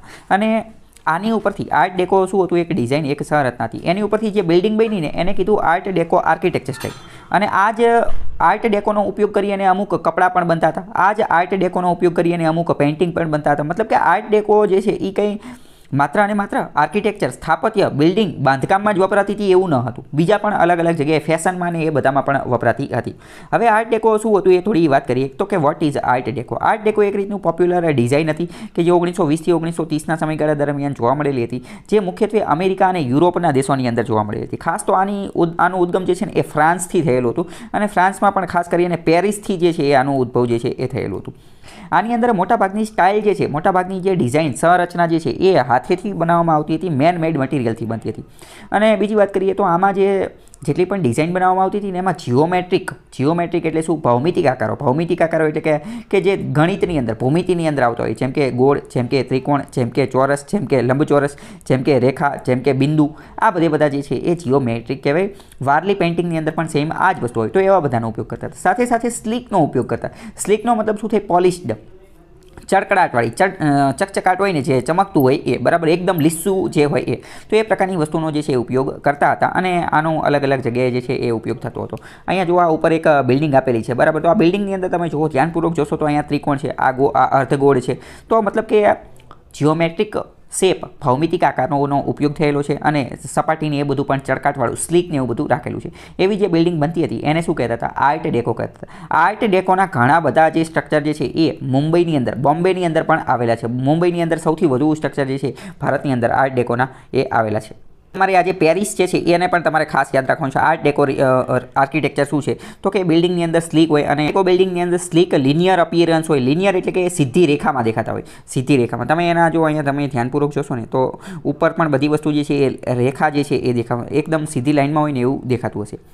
સ્ટાઇલ ને એ બધું હોય, ઓર્નામેન્ટેશન, ઘરેણાને એ બધું જે છે પણ લગાવેલું હોય, એન્ટ્રન્સ ને એવું બધું હોય. જો અહીંયા તમે જોઈ શકો છો કે લિનિયર સ્ટ્રક્ચર જે છે એ ખૂબ મોટી માત્રામાં જોવા મળતા હશે. જેમ કે જો અહીંયા એક લાઇન પડે છે, પછી આ બધી લિનિયર, આ પણ લિનિયર છે. મતલબ કે એક લાઇન સીધી લાઇનમાં હોય ને એવું ખાસ જોવા મળતું હશે. જો અહીંયા તમે જુઓ આ બધા ઉપર જે છે એ બધા લિનિયર સ્ટ્રક્ચર છે. અહીંયા પણ તમે જુઓ તો આ લિનિયર સ્ટ્રક્ચર છે. અહીંયા એક સાથે 3-4 લાઇન જે છે એ જોવા મળે છે. બધા એવા સ્ટ્રક્ચર જે છે એ જોવા મળતા. અહીંયા ઘણી બધી સાઇટ જે છે આપેલી છે. કોની? તો કે આર્ટ ડેકોની. અને આર્ટ ડેકોનો ગુજરાતની અંદર જે મહેલ બનાવવામાં આવેલો હતો એ કોણે બનાવેલો હતો? તો કે ગોંડલની અંદર જે છે બનેલો હતો. એને દરબાર ગઢ પેલેસ પણ કહેવામાં આવે છે. જોકે મોરબી તો અત્યારે એક અલગ વસ્તુના કારણે તો ચર્ચામાં છે. ત્યાં આપણે આ ઝૂલતો પુલ જે છે તૂટી ગયો, ઘણા બધા લોકો મરી ગયા તંત્રની બેદરકારીના કારણે, કરપ્શનના ની બધાના કારણે. મુંબઈની અંદર જે આર્ટ ડેકો જે છે એને તો ત્યાંના લોકલ લોકો શું કહે છે, આર્ટ દેખો કહે છે, કારણ કે આપણે તો અહીંયા દેખો એટલે જોવું એ પ્રકારની વસ્તુ જે છે એ વાપરવામાં આવે છે. આઇકોનિક આર્ટ ડેકો સ્ટ્રક્ચર જે છે એ મુંબઈની અંદર ખૂબ જ મોટા પ્રમાણમાં જોવા મળે છે. એક લેખક છે સલમાન રશ્દી, હમણાં થોડા સમય પહેલાં તેમની ઉપર ગોળીબાર કરવામાં આવેલો હતો.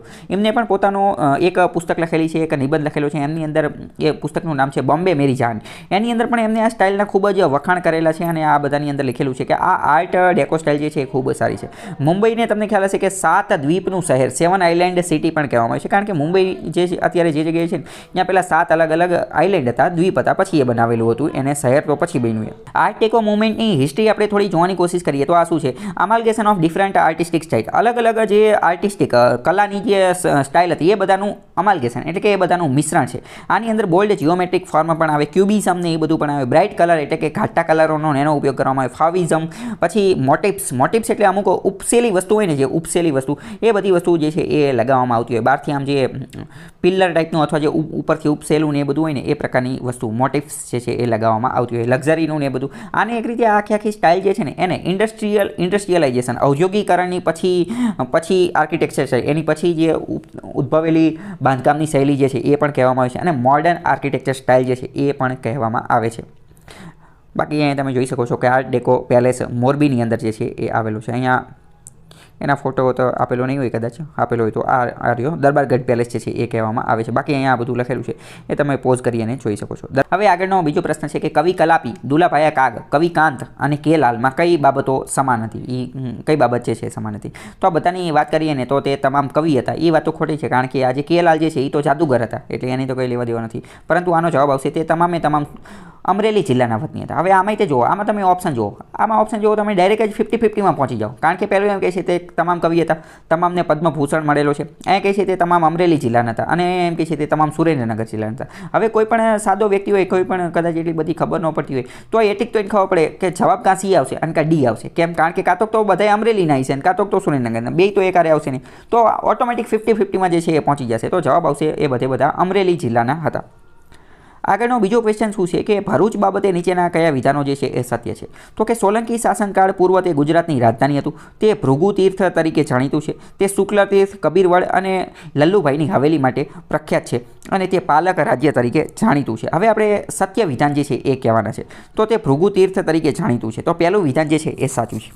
બીજી વાત કરીએ કે તે શુક્લ તીર્થ, કબીરવડ અને લલ્લુભાઈની હવેલી માટે જે છે એ પ્રખ્યાત છે. તો જવાબ આના શું આવશે? જવાબ આના માત્ર 2 અને 3 જે છે એ આવશે. આ સાચો જવાબ આવશે, 2 અને 3 એ એટલા માટે જાણીતું છે. બાકી સોલંકી શાસન પૂર્વે કંઈ ભૃગુ તીર્થ, ભરૂચ જે છે એ કંઈ હતું નહીં રાજધાની જેવું. ભરૂચ વિશે થોડી વાત કરીએ તો એ ગુજરાતની અંદર આવેલું છે. ગોલ્ડન બ્રિજ જે છે ને એ અહીંયા આવેલો છે. નર્મદા નદી જે છે એ પણ અહીંથી વહવાનું કામ કરે છે. જુદા જુદા કાળમાં જે ભરૂચ માટે અલગ અલગ શબ્દ જે છે એ વપરાયેલા છે. જેમ કે વાત કરીએ તો ભરા Kutch, Bhrigu Kutch, broach, BROACH, broach અને ભરૂચ. આ અંગ્રેજો જે છે ને એ આને બ્રોચ કહેતા હતા. હવે તમે કદાચ ઇંગ્લિશ બુક વાંચતા હશો તો એમાં બ્રોચ આવશે. તમે તો વિચાર જ કરતા જાઓ કે બ્રોચ કોની વાત કરે છે, પરંતુ તમે સરખું સર્ચ કરો, રિસર્ચ કરો તો ખબર પડે કે ભાઈ આ બ્રોચ કોઈ બીજી નહીં પરંતુ ભરૂચની વાત કરે છે. આપણે તો એવું સમજતા કંઈક અલગ જ વસ્તુ હશે. તો અલગ અલગ નામ તરીકે ઓળખાય છે. જો અહીં કીધેલું છે ને કે બ્રિટિશ રાજ દરમિયાન ભરૂચ અધિકૃત રીતે બ્રોચ તરીકે ઓળખાતું હતું, કારણ કે એમને હરખું બોલતા આવડતું નહોતું, તો બ્રોચ તરીકે ઓળખતા હતા. આપણે ત્યાં બ્રોચ એટલે ઓલા સૂટમાં લગાવવાનું એને સમજતા હોય. તો ભરૂચ એ સમયે નાનું ગામ હતું, પરંતુ નર્મદા નદી અને એના અગત્યના સ્થાનના કારણે ધીમે ધીમે જે છે એનું શું થયું, પ્રગતિ થઈ. અને અત્યારે તો અહીંયા ઘણા બધા ઉદ્યોગને એવું બધું પણ થઈ ગયું છે, એટલે એના કારણે જે છે એ ઉદ્યોગની અંદર બહુ આગળ આવી ગયું છે. આના તરીકે તમે અહીંયા ભરૂચ ગમે ત્યાં જાઓ તો ત્યાં તમને ટ્રાફિક તો બહુ ખતરનાક લેવલનું મળે. કદાચ મારા મત પ્રમાણે તો ગુજરાતમાં સૌથી વધુ ટ્રાફિક જે છે એ અહીંયા જ થતું હશે. પછી ભરૂચની અંદર જે છે ત્યારે બંદર પણ આવેલું હતું. બંદરનો પણ સારો એવો વિકાસ થયેલો હતો, અને ફોરેન ટ્રેડ માટે પણ એ ખૂબ જાણીતું હતું. પશ્ચિમ સાથે ઇજિપ્તને, ગ્રીસને, પર્શિયન એટલે અત્યારનું ઈરાન, અને રોમન સામ્રાજ્ય, રોમન એટલે કે રોમ એટલે કે ઇટલી, યુરોપવાળો વિસ્તાર, અને વેનિસ, એ બધી સુધી વ્યાપારને એવું બધું જે છે એ લોકો જે છે એ કરતા હતા. ચોક્કસપણે એ વાતનો પુરાવો મળી આવે છે કે ઈસવીસન પૂર્વે 500ના ગાળામાં ભરૂચની ખ્યાતિ દરિયાઈ અને જમીન એમ મિશ્ર માર્ગે વેપાર કરતા અરબ અને ઇથોપિયાના વેપારીઓમાં પહોંચેલી હતી. અલગ અલગ મતલબ કે આ ઓરા માટે જાણીતું હતું.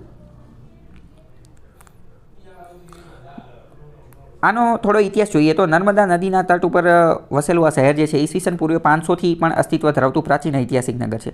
ભૃગુ ઋષિના નામ ઉપરથી જે છે એ આનું નામ ભરૂચ પડેલું છે એવું માનવામાં આવે છે. આ પ્રશ્ન પણ એકવાર પૂછાઈ ગયેલો છે.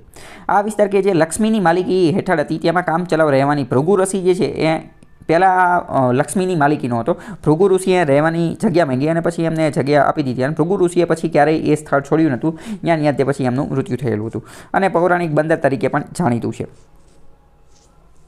બીજી વાત કરીએ તો નર્મદા પુરાણ નામનું એક પુસ્તક છે, નર્મદા પુરાણ. એમાં રેવા ખંડમાં જણાવ્યા અનુસાર ભરૂચ શહેર જે છે ને એ ભૃગુ ઋષિએ નર્મદા નદીના કિનારા પર કુર્મ એટલે કે કાચબાની પીઠ પર નંદન સંવત્સરમાં મહાસુદ પાંચમના દિવસે જે છે વસાવ્યું હતું. તો કાચબા સાથે જોડાયેલું છે કુર્મ સાથે, એ પણ પ્રશ્ન પૂછાય છે. એક માન્યતા પ્રમાણે જે છે ભરૂચ અને બ્રોચ શબ્દ આવેલા છે જે જૂના જમાનામાં ભરૂચ ઘણું મોટું બંદર હતું અને અરબસ્તાન તથા ખાડીના દેશો વેપાર કરવા માટે આવતા હતા. ઈરાન ફારસી લોકોએ આ બ્રોચ નામ પાડ્યું હતું એવું પણ થાય છે. બ્રોચ નામનો મતલબ થાય બર વત્તા ઓચ, એટલે બર એટલે કે ટેકરો અને ઓચ એટલે કે વસેલું. તો ટેકરા ઉપર વસેલું નગર એટલે કે આ કાચબા સાથે સંબંધ ધરાવે છે. કાચબોનું પણ એક રીતનું ટેકરા ટાઈપનું હોય, બરાબર. તો એવા અલગ અલગ દંતકથા છે. અમુક વાર આવા પ્રશ્ન પણ પૂછાતા હોય છે. અહીંયા જે છે એ એક્સકેવેશન ઘણું બધું થયેલું છે અને આર્કિયોલોજીકલ એવિડન્સ ઉત્ખનનના ઘણા બધા પુરાવા જે છે મળેલા છે. કારણ કે નદી હોવાના કારણે નદીની અંદર ઘણો બધો ઇતિહાસ છુપાયેલો છે અને ઘણી બધી વસ્તુ મળેલી છે. મોટે ભાગે ઘણા જે જૂના મંદિરો જે છે, ટેમ્પલ જે છે, આર્કિટેક્ચર સ્ટાઇલ એ અંદર ખોદકામ કરવાથી મળેલા છે. મૌર્ય વંશની ઘણી બધી વસ્તુ મળેલી છે. બુદ્ધ સમયની ઘણી બધી વસ્તુ અથવા બુદ્ધા સાથે જોડાયેલી ઘણી બધી વસ્તુ અવશેષો જે છે એ મળેલા છે. કારણ કે મૌર્ય વંશ જે છે એ જ આખો બુદ્ધારે જોડાયેલો હતો. પશ્ચિમ ક્ષત્રપ, શક, ગુપ્ત અને ગુર્જરોના શાસન હેઠળના ઘણા બધા સ્થાપત્યો, મંદિર સ્થાપત્યો અને બુદ્ધ સાથે જોડાયેલી ઘણી બધી વસ્તુ જે છે એ પણ અહીંયાથી મળેલી છે. ઐતિહાસિક પુરાવા ઉપરથી એવું ખબર પડે છે કે ગુર્જરોએ ભિન્નમાળ અને શ્રીમાળમાં રાજધાની ધરાવતું રાજ્ય સ્થાપ્યું હતું અને ભરૂચનું રાજ્ય એ વિસ્તાર પામીને રચાયું હતું. મુઘલ કાળ દરમિયાન તે ગુજરાત સલ્તનતનો ભાગ હતું અને પછી એ બ્રિટિશનો ભાગ બની ગયું હતું. ગ્રીક અને રોમન લોકો જે છે એને આને બારી ગાઝા તરીકે ઓળખતા હતા. તો આ પ્રશ્ન પણ એકવાર પૂછાઈ ગયેલો છે કે બારી ગાઝા શબ્દ એ ભરૂચ માટે જ વપરાયેલો છે.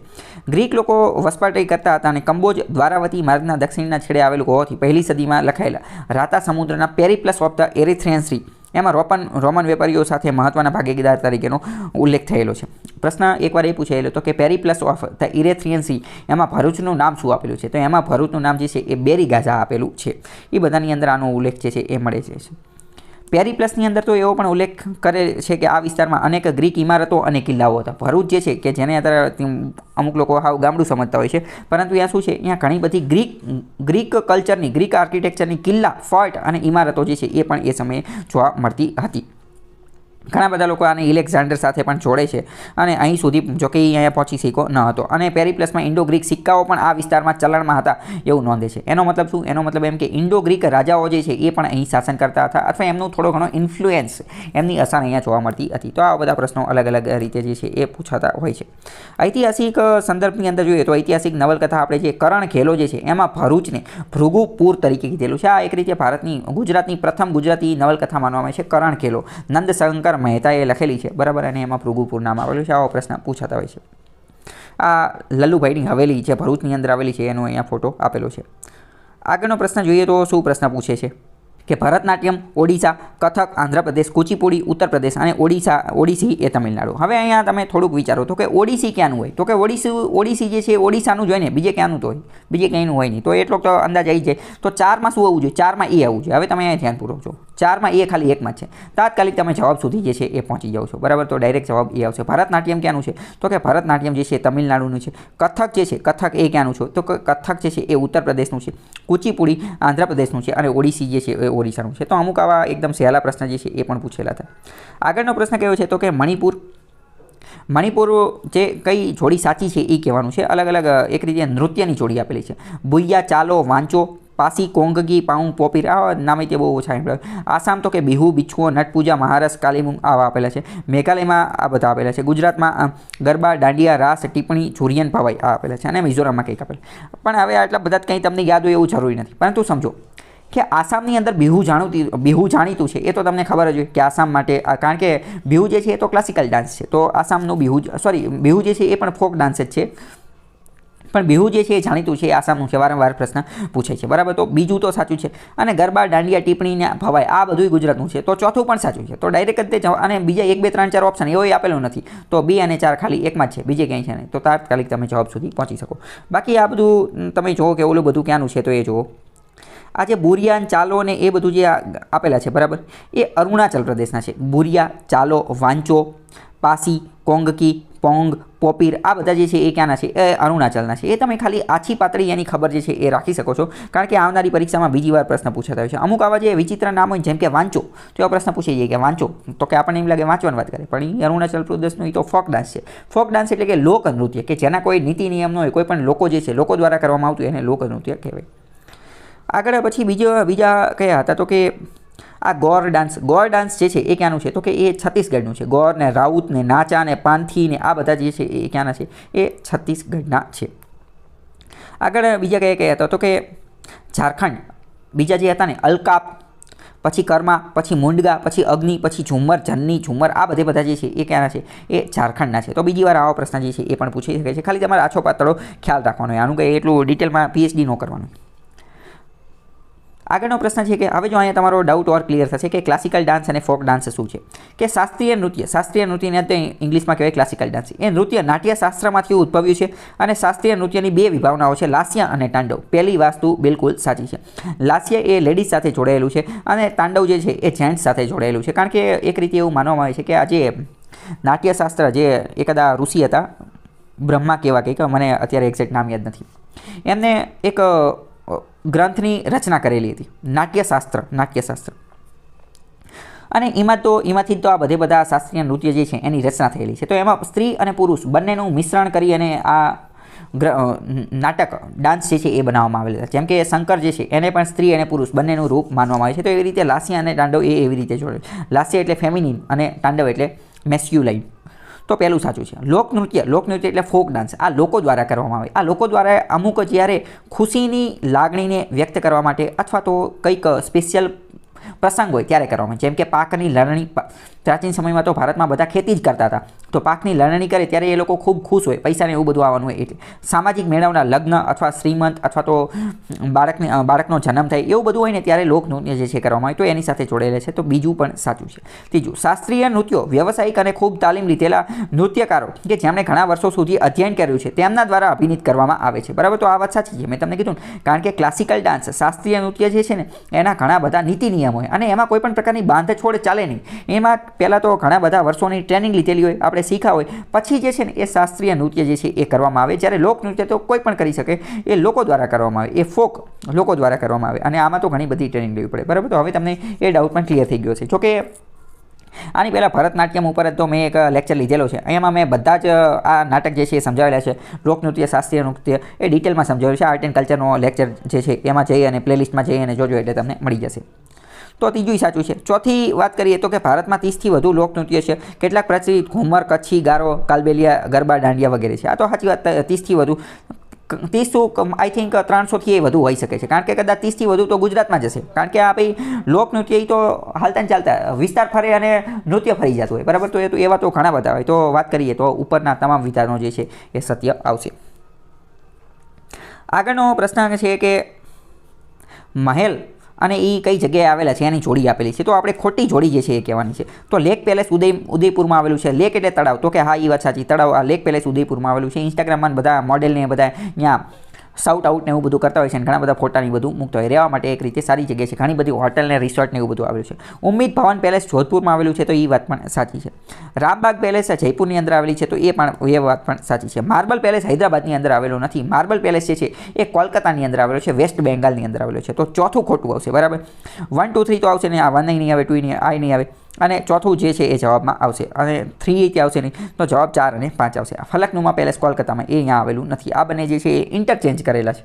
ફલકનુમા પેલેસ જે છે એ હૈદરાબાદમાં આવેલો છે, જ્યારે માર્બલ પેલેસ જે છે એ કોલકાતામાં આવેલો છે. બંને અરસપરસ જે છે એ મૂકેલા છે. અહીંયા તમે બધાના ફોટો જોઈ શકો છો. તાજ લેક પેલેસ જે છે એ ઉદયપુરની અંદર આવેલું છે. આ જો લેક પેલેસ એ અહીંયા તમે જોઈ શકો છો. આ ફોટાની બધું ઘણી બધી હોટલની એ બધું અત્યારે બનાવી દીધું છે, કારણ કે દરિયાની બરોબર આ દરિયો તો છે નહીં રાજસ્થાનમાં, પરંતુ એક રીતે તળાવ જેવું છે, પરંતુ તળાવ જેટલું ખતરનાક છે અને બરોબર વચ્ચે જે છે એ મહેલ આવેલું છે. ઉમ્મીદ ભવન જે છે એ અહીંયા જયપુરની અંદર આવેલું છે. બરાબર, તો એની તમે ફોટો જે છે જોઈ શકો છો. રામબાગ પેલેસ જે છે એ પણ જયપુરની અંદર આવેલું છે.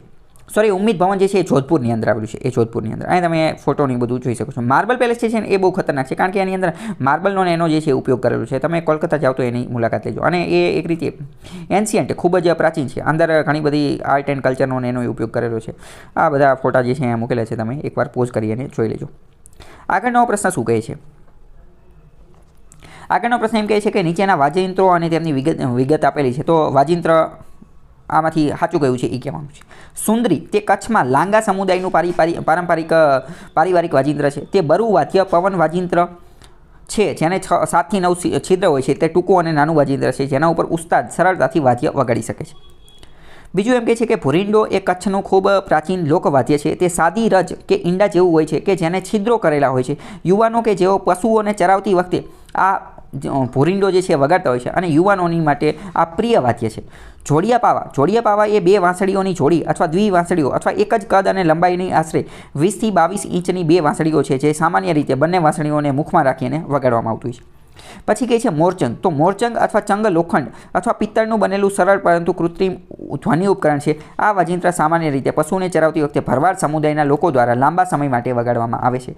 4 જે છે એ સાચા છે, અને 4 જે છે એ કચ્છની અંદર વાપરવામાં આવતા જે છે એ લોક વાજિંત્ર છે. ખૂબ જ પ્રાચીન સમયના વાજિંત્ર છે. જવાબ આનો 1 2 3 4 આવશે. આપણે એની થોડી જે છે એ વાત કરીએ. કચ્છની વેબસાઇટ ઉપર તમે પહોંચશો તો પણ તમને આ બધા જે છે મળી જશે. સુંદરી ને ભૂરિંડોની બધા આપણે થોડું ગુજરાતીમાં જોઈએ. ઇંગ્લિશમાં જોવું હોય તો તમે અહીંયા વાંચી શકો છો. કચ્છના કયા જે છે એ તમે જોઈ લો. કચ્છના જે વાજિંત્રોની વાત કરીએ તો કચ્છી લોકો તબલા, શરણાઈ, નાગારા, આ નગારાની જ વાત કરે છે. પછી મોરલી, ઝાંઝર, મંજીરા, ખંજરી, ઘૂઘર, વાંસળી, ડફલી એટલે જે કે આપણે જે ખંજરી જેવી વસ્તુ આવે ને એને ડફલી કહેવામાં આવે, ખંજરી ટાઈપની વસ્તુ આવે. પછી ઢોલક, ડમરું, ડાખલું, નાગફણી. હવે જો આ નાગફણી અને ભોર રીંડો જે છે એ ક્યાંના છે? તો કે એ અહીંયા કચ્છના જ છે. અને આ અમુક એવા સાધનો છે કે જે કચ્છ સિવાય બીજે ક્યાંય જોવા મળતા નથી. કેમ? કારણ કે અહીંની પ્રાચીન વસ્તુ જે છે એની સાથે જોડાયેલ છે. આમાં ખાસ કયા છે? ભરો રીંડો, મંજીરા, મોરચંદ અને જોડિયા પાવા અને રવા. તો બીજી વાર પ્રશ્ન પૂછી જશે કે આ બધા ક્યાંના છે? તો કચ્છના છે. સુંદરીની થોડી વાત કરીએ તો જો સુંદરી એવું કીધું છે લાંગા સમુદાયનું એક પ્રાચીન કુટુંબી વાદ્ય છે. આ તો વિધાનમાં આ જ વસ્તુ મૂકેલું હતું, લાંગા સમુદાયનું. 7 થી 9 જેટલા છિદ્રો હોય છે. અહીંયા તમે જોશો તો તમને ખ્યાલ આવશે. આ છે બરાબર, અને અહીંયા 7 થી 9 જેટલા આ છિદ્રો જે છે એ જોવા મળે છે. ડબલ રીડ પવન સાધન છે અને ટૂંકું અને નાનું સાધન છે. ઉસ્તાદ સરળતાથી સંગીત વગાડી શકે છે. આગળનું કયું છે? ભોર રીંડો. ભોર રીંડો શું છે? તો આ જો ઈંડા જેવી આકૃતિ ધરાવે છે, તો એ જ કીધેલું હતું. અને યુવાનોમાં જે છે એ આ પ્રખ્યાત છે. જ્યારે ઢોરા ચરાવવા જાય ત્યારે જે છે એ પશુ ચરાવવા દરમિયાન સંગીત વગાડતા હોય છે. કચ્છનું પ્રાચીન છે અને લોકવાદ્ય છે. ખાલી મટકી અથવા ઈંડા આકારની વસ્તુઓ ત્રિકોણાકાર ગોઠવવામાં આવે છે. છિદ્રો અને ટ્વિસ્ટેડ હોય છે. દેખીતી રીતે બીજા કરતાં મોટું છે. 3 થી 4 છિદ્રોવાળા ખોલો વાસણ, આ બધી વસ્તુ. અને મધ્ય સિંધુ ખીણની સંસ્કૃતિમાં સર્વત્ર પુષ્કળ પ્રાપ્ય જોવા મળે છે. સિંધુ ખીણની જે ઇન્ડસ વેલી સિવિલાઇઝેશન હતી એમાં પણ આની જેવા અવશેષ મળે છે. એક્ઝેક્ટ આ નથી મળેલું, પરંતુ આની જેવા અવશેષ મળેલા છે. પછી વાત કરીએ જોડિયા પાવા. આમાં 2 પાવા હોય. જોડિયા એટલે કે એક સાથે 2, ડબલ છોટાની અંદર હોય. તો આ એક પાવો અને આ બીજો પાવો. આમાં ફૂંક ઓગાડી અને વગાડવાનું હોય. તે સમાન કદના વાંસળી જેવા જે છે હોય છે અને એક સાથે વગાડવામાં આવતો હોય છે. સુરાંદોની થોડી વાત કરીએ તો સુરાંદો શું કહે છે? સુરાંદો જે છે એ પણ અહીંયા જો છો ફોટો જે છે આપેલો છે. એક રીતે ગિટાર જેવું હોય છે. અત્યારે આપણે મોડર્ન જે ગિટાર હોય એ પ્રકાર. તારવાળા લોકસંગીત છે, એને તારવાળા લોકસંગીત કહેવાય. એટલે કે 1 તાર, 2 તાર, 3 તાર. ધનુષ અથવા ગેઝની મદદથી વગાડવામાં આવે છે કે એવું માનવામાં આવે છે સુરંદો ભારતના ઉત્તરીય ભાગો તેમજ પાકિસ્તાનના સિંધમાં સરિંદા તરીકે ઓળખવામાં આવે છે. પછી મોરચંગ જે છે એ આ એક કાતર ટાઈપનું જે છે એ 2 જોટાવાળું હોય છે. લોખંડ અથવા પિત્તળનું બનેલું હોય છે. અને પરંતુ આધુનિક સ્પોહિસ્ટિક સાઉન્ડિંગ ઉપકરણ છે. ભારતના અન્ય ભાગ પછી ઓસ્ટ્રિયા, ઇટલી, ઓસ્ટ્રેલિયા એ બધી જગ્યાએ પણ જે છે એ જોવા મળે છે. લોખંડથી બનાવવામાં આવે છે. અને કચ્છમાં જે છે એ મોરચંગ જેટલી મીઠુંસ ધરાવતું નથી. અને માલધારી લોકો જે છે એ લાંબા સમય સુધી વગાડવામાં આવે છે અને જીભ, હોઠ અને ફેફસાને નુકસાન પહોંચાડી શકે છે. આગળ વાત કરીએ કણી. તો કણી જે છે, કણી અથવા નાર આ બંને એક જ વસ્તુના નામ છે અને સિંધી ભાષામાં રીડ છોડ માટેનું સામાન્ય નામ છે. કચ્છ, બલુચિસ્તાન, પાકિસ્તાન, ઈરાન, તુર્કી આ બધામાં પણ વાપરવામાં આવે છે. નાર એ પોલા રીડનો એક ટુકડો છે જે પૂંછડીના અંત તરફ વેરવિખેર થયેલા 4 સમાન છિદ્રો અને આશરે હોય છે બરાબર, સંગીત ને પ્રેમ ને, બાકી તમે વાંચી લેજો, તમારી એને વાંચી લેજો. આગળ ઢોલક ને એવું બધું છે, અથવા તો પીડીએફમાં હું તમને મોકલી દઈશ, ત્યાં પણ તમે ડિટેલમાં જે છે એ વાંચી લેજો. ઢોલક માટે એક શબ્દ આપજો, મેમ્બ્રાફોનિક ક્લાસનું છે. બીજી વાર પ્રશ્ન પૂછે, ઢોલક જે છે એ કયા ક્લાસનો છે? તો કે મેમ્બ્રાફોનિક ક્લાસનો છે. પછી ડફ એટલે મેં તમને કીધું ને હમણાં, એક રીતે ખંજરી પ્રકારની જે વસ્તુ જે છે એ હોય છે. ડમરું એ પણ અહીંયા આપેલું છે, ડફ ને ડમરુની. બાકી તમે પોઝ કરીને જોઈ લેજો, વાંસળીને, ખડોને, ઘાઘરને, ખંજરીને, મંજીરાને. ઓકે, આ એક સારું છે નાગફણી વિશે થોડી વાત કરીએ. નાગફણી એ નાગ જેવા આકારનું હોય છે, પિત્તળ અને કાંસામાંથી બનાવેલું હોય છે અને પોલી આકારની પાઇપ હોય છે અને લોકનૃત્ય ગાયન સાથે સુસંગતતા રીતે વપરાય છે. પ્રશ્ન છે કે મંદિરની એની જોડી આપેલી છે, તો કઈ જોડી જે છે એ યોગ્ય રીતે જોડાયેલી નથી? સબરીમાલા કેરળની અંદર આવેલું છે, તો આ બિલકુલ સાચી વાત છે. વારાણસી યુપીમાં આવેલું છે, ઉત્તર પ્રદેશમાં, તો એ વાત સાચી છે. હરિદ્વાર ઉત્તરાખંડમાં આવેલું છે, એ વાત સાચી છે. તો હવે બચ્યું એક તિરુપતિ તમિલનાડુમાં આવેલું નથી. તિરુપતિ ક્યાં આવેલું છે એ આપણે થોડી વાત કરીએ. તો તિરુપતિ જે છે આંધ્રપ્રદેશની અંદર આવેલું છે. તિરુપતિ બાલાજીનું મંદિર, આ બધા વાળ ઉતારતા હોય છે, વાળ ટકો કરાવી દેતા હોય છે, બરાબર. તો આ બધી એની જ વાત કરે છે. આગળનો પ્રશ્ન એમ કહે છે કે રાષ્ટ્રધ્વજની જે છે એ લંબાઈ કેટલી છે? તો રાષ્ટ્રધ્વજની લંબાઈ જે છે એ 3:2 છે, 32, 3:2. લંબાઈ 3 છે અને પહોળાઈ કેટલી છે? લંબાઈ અહીંયા પહોળાઈ આપેલી છે એ 2 છે, તો જવાબ શું આવશે? 32. લંબાઈ જો 3 હોય તો પહોળાઈ કેટલી હોવી જોઈએ? 2 હોવી જોઈએ. લંબાઈ માની લો કે 6 હોય તો પહોળાઈ 4 હોવી જોઈએ. આ તો ગુણોત્તર છે, એ તો તમને ખ્યાલ હશે. એકદમ સહેલો પ્રશ્ન પૂછેલો, સત્યમેવ જયતે કીમાંથી લીધેલું છે? ક્લાસ 3માં વારંવાર પ્રશ્ન પૂછે. મુંડકોપ નિષાદમાંથી લીધેલું છે. નીચેનામાંથી કયું જે છે એ એકલ નૃત્ય સોલો ડાન્સ છે? તો કેરળનું ઓટ્ટમ થુલાલ જે છે ને એ સોલો ડાન્સ છે, બાકી બધા એ સોલો નથી. ઓટ્ટમ થુલાલ એ શું છે? તો કે એ સોલો ડાન્સ છે. પછી વાત કરીએ કે કયા મુસાફરે ભારતના હીરા તથા હીરાની ખાણ વિશે સવિસ્તર ચર્ચા કરેલી છે? તો કે જીન બાપ્ટિસ્ટિયન ટર્વેનિયર જે છે એણે કરેલું હતું. જીન બાપ્ટિસ્ટ ટર્વેનિયર. આ બાપ્ટિસ્ટ જે છે એ ખ્રિસ્તી લોકો સાથે જોડાયેલી એક વસ્તુ છે અને જીપીએસસીએ બહુ મોટી ભૂલ કરી નાખી. આ એમને ગુજરાતી કરવાનો ટાઈમ નહોતો, કદાચ ડાયરેક્ટ બેઠે મારી દીધા. આમ તો મોટા ભાગે તો એમને ઇંગ્લિશનું જ કોપી મારતા હોય છે, પરંતુ આમાં તો ગૂગલ ટ્રાન્સલેટનો ઉપયોગ ન કર્યો. અહીંયા આપણે થોડું જોઈએ. જો આ નૃત્ય જે છે ઓટ્ટમ થુલ્લુ એ સોલો ડાન્સ છે, તમે જોઈ શકો છો. અહીંયા પણ આ લખેલું છે, આ મલયાલમમાં લખેલું છે. તમને એમ લાગે મને મલયાલમ આવડે છે, તો મને નથી આવડતી, પણ કેરળની અંદર મલયાલમ બોલવામાં આવે છે અને કેરળનું છે, તો મલયાલમમાં લખ્યું છે ઓટ્ટમ થુલ્લાલ, બરાબર. પછી આગળનો જે પ્રશ્ન હતો ને એ ઓલરેડી એકવાર યુપીએસસીમાં પૂછાઈ ગયો છે. યુપીએસસીની જે 2018નું પેપર હતું ને એમાં પૂછાયેલો હતો કે ફોરેન ટ્રાવેલર જે ડાયમંડ વિશે જે લખેલું છે, ડાયમંડ એટલે કે હીરા અને હીરાની ખાણો વિશે જે છે એ કોણે લખેલું છે? તો એણે વિગતવાર ચર્ચા કરેલી છે આ જીન બાપ્ટિસ્ટ ટર્વેનિયર. 3-4 પ્રશ્ન એવા હતા કે જે અલગ અલગ પરીક્ષામાં પૂછાયેલા હતા, ખાસ કરીને યુપીએસસીમાં. એ જે છે આમને કોપી મારી અને બેઠે પૂછી દીધેલા છે. આપણે થોડી આ જીન બાપ્ટિસ્ટ ટર્વેનિયર વિશે થોડી વાત કરીએ. Was an renowned 17th century French gem merchant and traveller. આ જીન બાપ્ટિસ્ટ ટર્વેનિયર એ કોણ હતો? તો કે ફ્રાન્સનો એક વેપારી હતો, એક ટ્રાવેલર હતો અને જેમ હીરાનો વેપારી હતો. અને બીજો એક વ્યક્તિ હતો ટર્વેનિયર જે છે ને એ પણ એક વ્યક્તિ હતો, એ પણ એક વેપારી હતો અને એ પોતાના ખર્ચે જે છે ફરવાનું ને એ બધું કામ કરતો હતો. એણે શું કર્યું હતું? એણે પણ પોતાનું એક અલગ પુસ્તકોને એવું બધું લખ્યું હતું, પોતાનું એકાઉન્ટ રાખ્યું હતું અને 60,000 લીગ ઇન મેકિંગ 6 વોયેજ, 6 જેટલી સમુદ્રી યાત્રા કરેલી હતી, પર્સિયા અને ભારતની એ બધી જગ્યાએ. ટર્વેનિયરનું મુખ્ય કામ શું છે? ટર્વેનિયર મુખ્યત્વે કોની માટે જાણીતો છે? તો ટર્વેનિયર જે છે ને એણે 1666 ડિસ્કવરી ઓર 25 ઓફ 116 કેરેટનો ટર્વેનિયર બ્લુ ડાયમંડ જે છે એ ખરીદ્યો હતો એણે, અથવા તો એને પ્રાપ્ત કર્યો હતો. 116 કેરેટનો જે હીરો જે છે એ પ્રાપ્ત કર્યો હતો. એ ટર્વેનિયર એની માટે જાણીતો છે. અને ટર્વેનિયર જે છે એણે તો ડાયમંડ્સ અને ડાયમંડ માઇન્સ વિશે વાત કરેલી છે. હવે આ જીન થેવેનોટ વિશે વાત કરીએ. તો થેવેનોટ જે છે એ પણ ફ્રાન્સનો ટ્રાવેલર હતો અને કલ્ટિવેશન ઓફ ઇન્ડિગો, ભારતની અંદર જે ઇન્ડિગો એટલે કે જે ગળી, આને શું કહેવાય? ઇન્ડિગોને ગળી કહેવામાં આવે. આપણે જે સફેદ કપડા ઉપર જે વાપરતા હોય ને બ્લુ કલરની ગળી, એ ઇન્ડિગો. તો એની ખેતી થાય છે, એના બારામાં પણ આ થેવેનોટ જે છે એણે કીધેલું હતું. અને કલ્ટિવેશન, ખેતી બાબતે ઘણી બધી વાતો જે છે એ કરેલી હતી. પછી વાત કરીએ ફ્રેન્ચમેન ફ્રાન્સિસ્કો બર્નિયર જે છે એ પણ એક ફ્રાન્સનો જ વ્યક્તિ હતો.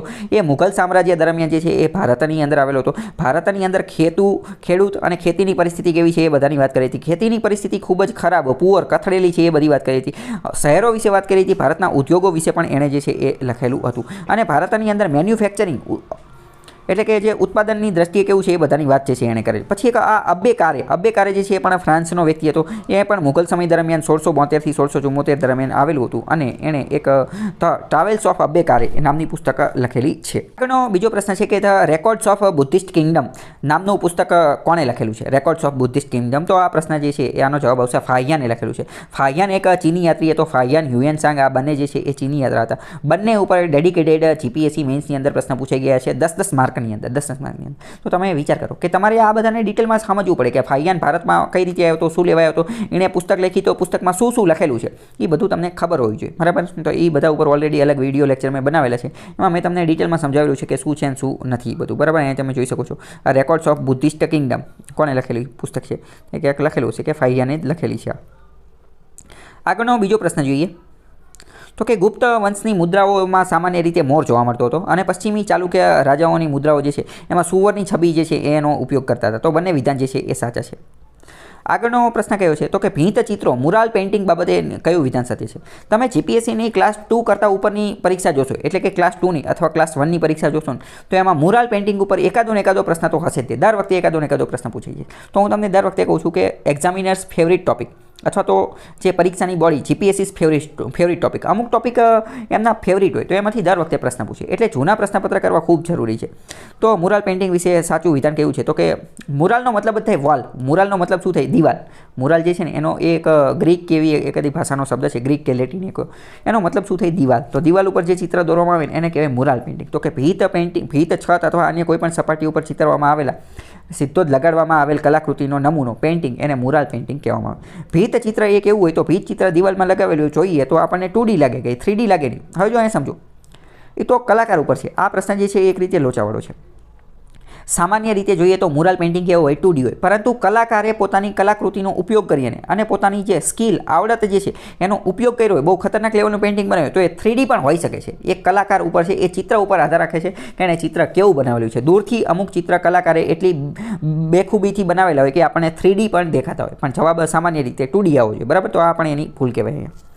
આગળ બીજો પ્રશ્ન પૂછેલો છે ભારતીય કળા અને સંસ્કૃતિને અને ઇતિહાસના સંદર્ભમાં ધ્યાને લેવાનું છે. અમુક પ્રખ્યાત ઇમારત આપેલી છે અને સ્થળ આપેલું છે. વિશાળ પથ્થરોની સપાટી પર શિલ્પકામ કરેલું ગંગાના કુળવંશ કે જે સ્થાનિક રીતે અર્જુના સ્પિનાન્સ અર્જુનના પ્રાયશ્ચિત તરીકે ઓળખાય છે. આ ક્યાં આવેલું છે? આ આખી બિલ્ડિંગ, આ આખું સ્થાપત્ય જે છે ને એ મામલાપુરમની અંદર આવેલું છે. મામલાપુરમમાં મોદી અને જિનપિંગની મુલાકાત થયેલી હતી. પછી ત્રીજા નંબરનું જોઈએ કે ઉપરના ભાગમાં અગણિત અવકાશી સંગીતકારો તથા નીચે વ્યથિતો સાથે બુદ્ધની મહાપરિનિર્વાણની છબી જે છે એ અજંતામાં આવેલી છે. તો આ વાત પણ સાચી છે. બુદ્ધનો ફેવરિટ શિષ્ય તો આનંદના બારામાં પણ આનંદનું પૂતળું જે છે એ પણ અહીંયા આવેલું છે. અજંતા માત્ર અને માત્ર બૌદ્ધ ધર્મ સાથે જોડાયેલી ઘણી બધી ગુફાઓ આવેલી છે અને અહીંયા બુદ્ધના મહાપરિનિર્વાણનું પુસ્તક જે છે એની છબી પિક્ચર જે છે એ પણ આવેલું છે. વિષ્ણુના વરાહ અવતાર કે જેમણે પૃથ્વી માતાને ઊંડા અને ડામાડોળ પાણીમાંથી બચાવેલા તેમની ખડક પર કરેલી શિલ્પકામની છબીઓ માઉન્ટ આબુમાં આવેલી નથી. વરાહ અવતારનું અહીંયા કાંઈ આવેલું નથી. વરાહ અવતારનું આ બધી વસ્તુ જે છે એ ખંડગીરીની ગુફા ઓડિશાની અંદર આવેલું છે. તો બીજું ખોટું છે. આનો જવાબ શું આવશે? ઓનલી 1 and 3 જવાબ આવશે. અને તમને જાણીને નવાઈ લાગશે કે આ પણ ઓલરેડી જે છે એ યુપીએસસીએ પોતાની એક પરીક્ષાની અંદર પૂછેલું છે. એક મિનિટ.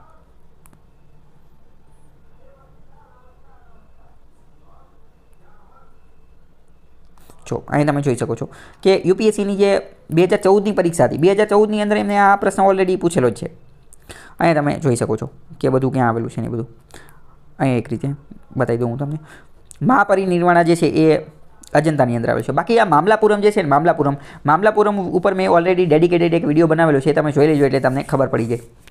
એમાં મેં વધુ ડિટેલમાં સમજાવ્યું છે. આ ઉદયગીરીની ગુફા અને આ વરાહ અવતાર જે છે વિષ્ણુનો વરાહ અવતાર એની ઉપર પણ મેં એક અલગ વિડીયો જે છે એ બનાવેલો છે. ઉદયગીરીમાં શું આવેલું છે, કોણે બનાવેલું છે, ક્યારે બનાવેલું છે, એ બધું જે છે એ મેં સમજાવેલું છે. એ તમે જોઈ લેજો. અર્જુના સ્પિનાન્સ અર્જુનનું તપ અથવા તો ભગીરથ પ્રયત્ન. પછી બીજા પણ અમુક જે પૂતળા અહીંયા આવેલા છે એ બધું ડિટેલમાં સમજાવેલું છે. જોઈ લેજો. તો અત્યારે એમથી થોડો ટાઈમપાસ કરવાનો કોઈ મતલબ નથી. પ્રશ્ન છે કે પોતાના સંદેશાને ફેલાવવા માટે હિન્દી ભાષાનો ઉપયોગ કરનાર પ્રથમ ભક્તિ સંત કોણ હતા? તો પ્રથમ ભક્તિ સંત હિન્દીનો ઉપયોગ કરવાવાળા જે છે ને એ રામાનંદ હતા. તુલસી આ કબીરની વાત કરીએ તો કબીર જે છે ને એણે બ્રજ ભાષાનો ઉપયોગ કર્યો હતો. કબીરે કયો બ્રજ ભાષાનો ઉપયોગ કર્યો હતો. તુલસીદાસ જે છે ને તુલસીદાસ એને તો અવધી ભાષાનો ઉપયોગ કર્યો હતો. અવધી ભાષા, બરાબર, અવધી. દાદુએ કઈ ભાષાનો ઉપયોગ કર્યો હતો મને અત્યારે ખ્યાલ નથી, પરંતુ આ બે તો નતા જ. આ બેની તો મેં તમને કબીરની કઈ આવશે તો કે કબીરની બ્રજ ભાષા આવશે અને આની જે છે એ અવધી ભાષા આવશે. અને રામાનંદે હિન્દીનો ઉપયોગ કરેલો હતો. આ પ્રશ્ન પણ ઓલરેડી એક વેસ્ટ બેંગોલની જે પીસીએસ હતી આ જીપીએસસી જેવી એની અંદર જે પ્રશ્ન જે છે આ પૂછાઈ ગયો છે. આગળ વાત કરીએ તો first Indian war of independence કોણે લખેલું છે તો કે વિનાયક દામોદર સાવરકરે લખેલું છે. આનંદ મઠ કોણે લખેલું છે તો કે આનંદ મઠ જે છે એ આ બંકિમચંદ્ર ચેટર્જીએ લખેલું છે. સાધના કોણે લખેલું છે તો કે સાધના જે છે એ રવિન્દ્રનાથ ટાગોરે લખેલું છે. અને લાઈફ ડિવાઇન કોણે લખેલું છે તો લાઈફ ડિવાઇન જે છે એ અરવિંદ ઘોષે લખેલું છે. અરવિંદ ઘોષ જે છે ને એ પહેલાં રિવોલ્યુશનરી ક્રાંતિકારી હતા અને સરકાર સામે બદલો લેવા માટે હિંસાનો પ્રયોગ કરવામાં આપણે માનતા હતા, પરંતુ પછી આગળ જતાં એમને સ્પિરિચ્યુઅલાઇઝેશન અથવા ઇનલાઇટનમેન્ટ થઈ ગયું અને પછી એમને હિંસા બિંસા બધું ત્યાગી દીધું અને સંત બની ગયા, સાધુ બની ગયા. એમને કે ભાઈ અંગ્રેજો આ નહીં કે આપણે તો એની કરતાં મહાન બનવાનું છે. એમને એક રીતે ભક્તિ માર્ગે પહોંચી ગયા અને સ્પિરિચ્યુઅલાઇઝેશન જે છે એનું જે છે એ ફેલાવવાનું કામ કર્યું હતું. એટલે લાઈફ ડિવાઇન એની જ વિશે લખ્યું હતું કે જીવન જે છે એ બહુ અનમોલ છે, બરાબર. જો અહીંયા મેં તમને કીધું કે આ પ્રશ્ન પૂછાઈ ગયેલો છે રામાનંદવાળો. આગળ જોઈએ. જો સાધના જે છે સાધના પુસ્તકનું એ આપેલું છે એ રવિન્દ્રનાથ ટાગોરે લખેલી છે અને લાઈફ ડિવાઇન તે અરવિંદ ઘોષે લખેલી છે. શ્રી અરબિંદોના નામ તરીકે ઓળખાય છે, બરાબર. એ શું હતા? ઇન્ડિયન ફિલોસોફર, યોગી અને મહર્ષિ હતા. પછી આગળ જતાં એ યોગી બની ગયા હતા. પહેલાં એ ઇન્ડિયન નેશનલિસ્ટ, રાષ્ટ્રવાદી નેતા હતા, જર્નલિસ્ટ ને એવું બધું હતા અને અંગ્રેજોને બહાર કાઢવા માટે ઘણી બધી હિંસક ક્રાંતિને એવું બધું પણ કરેલું હતું, પરંતુ પછી એમને પોતાનું બધું બદલી નાખ્યું હતું માર્ગ. બીજો પ્રશ્ન એમ કહે છે કે 1974માં પ્રથમ કયા અંગ્રેજે ભગવદ્ ગીતાનો સૌ પ્રથમ અંગ્રેજીમાં અનુવાદ કર્યો હતો તો ચાર્લ્સ વિલિકિન્સ આવશે. આમાં તે જીપીએસસીએ જે છે એ ગેમ કરી નાખી. એમની પાસે ટ્રાન્સલેટ કરવાનો હોય તે ટાઈમ ન હોય, એમની મતે છાપી દીધું ઇંગ્લિશમાં, તો ઇંગ્લિશમાં જ લેતા હોય તો ચાર્લ્સ વિલિકિન્સ. આ પ્રશ્ન આની પહેલાં જીપીએસસીમાં 2-3 વાર પૂછાઈ ગયો છે. એકાદું બીજું પેપર હતું ને એકાઉન્ટ ઓફિસરનું, એમાં આ પ્રશ્ન હતો. આગળનો બીજો પ્રશ્ન છે કે ભારતમાં કયા સ્થળે ડચ ઈસ્ટ ઇન્ડિયા કંપનીએ પોતાની પ્રથમ ફેક્ટરી સ્થાપેલી હતી તો એ મસૂલીપટ્ટનમની અંદર સ્થાપેલી હતી. તમને ખબર હોવી જોઈએ કે ભારતની અંદર કઈ કઈ કંપની આવેલી હતી. પોર્ટુગીઝ, પછી ડચ, પછી ફ્રેન્ચ, પછી ઇંગ્લિશ, ફ્રેન્ચ, આ બધા લોકો આવેલા હતા. તો એ બધાએ પોતાની પ્રથમ કંપની ક્યાં સ્થાપી હતી એનું કોષ્ટક તમારી પાસે રેડી હોવું જોઈએ. આગળનો બીજો પ્રશ્ન એમ પૂછે છે કે શતરંજ કે ખિલાડી, દેબી ચૌધરાની નીલ દર્પણ, આ બધી પુસ્તકો કોણે લખેલી છે? શતરંજ કે ખિલાડી જે છે એ પ્રેમચંદે લખેલી છે.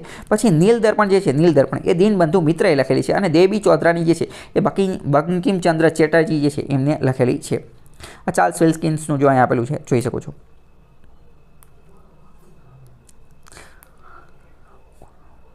શતરંજ કે ખિલાડી, બરાબર, તો અહીંયા જો તમે મુનશી પ્રેમચંદ અહીંયા લખેલું છે. પછી દેવી ચૌધરાણીનું પણ જોઈ શકો છો. એનો પ્રશ્ન જોઈએ તો કયો છે? બૌદ્ધ ગયા, ખજુરાહો, તિરુપતિ અને શિરડી. અને અહીંયા આ બધી વસ્તુ આપેલી છે. હવે આ પ્રશ્ન ઓલરેડી યુપીએસસીમાં પૂછાઈ ગયેલો છે. યુપીએસસીમાં જે પ્રશ્ન પૂછાયેલો હતો એને આપણે થોડું સ્ટડી કરીએ તો એમાં આ બધી સેમ વસ્તુ હતી કે યુપીએસસીની અંદર તે 2016ની અંદર પૂછાયેલો છે.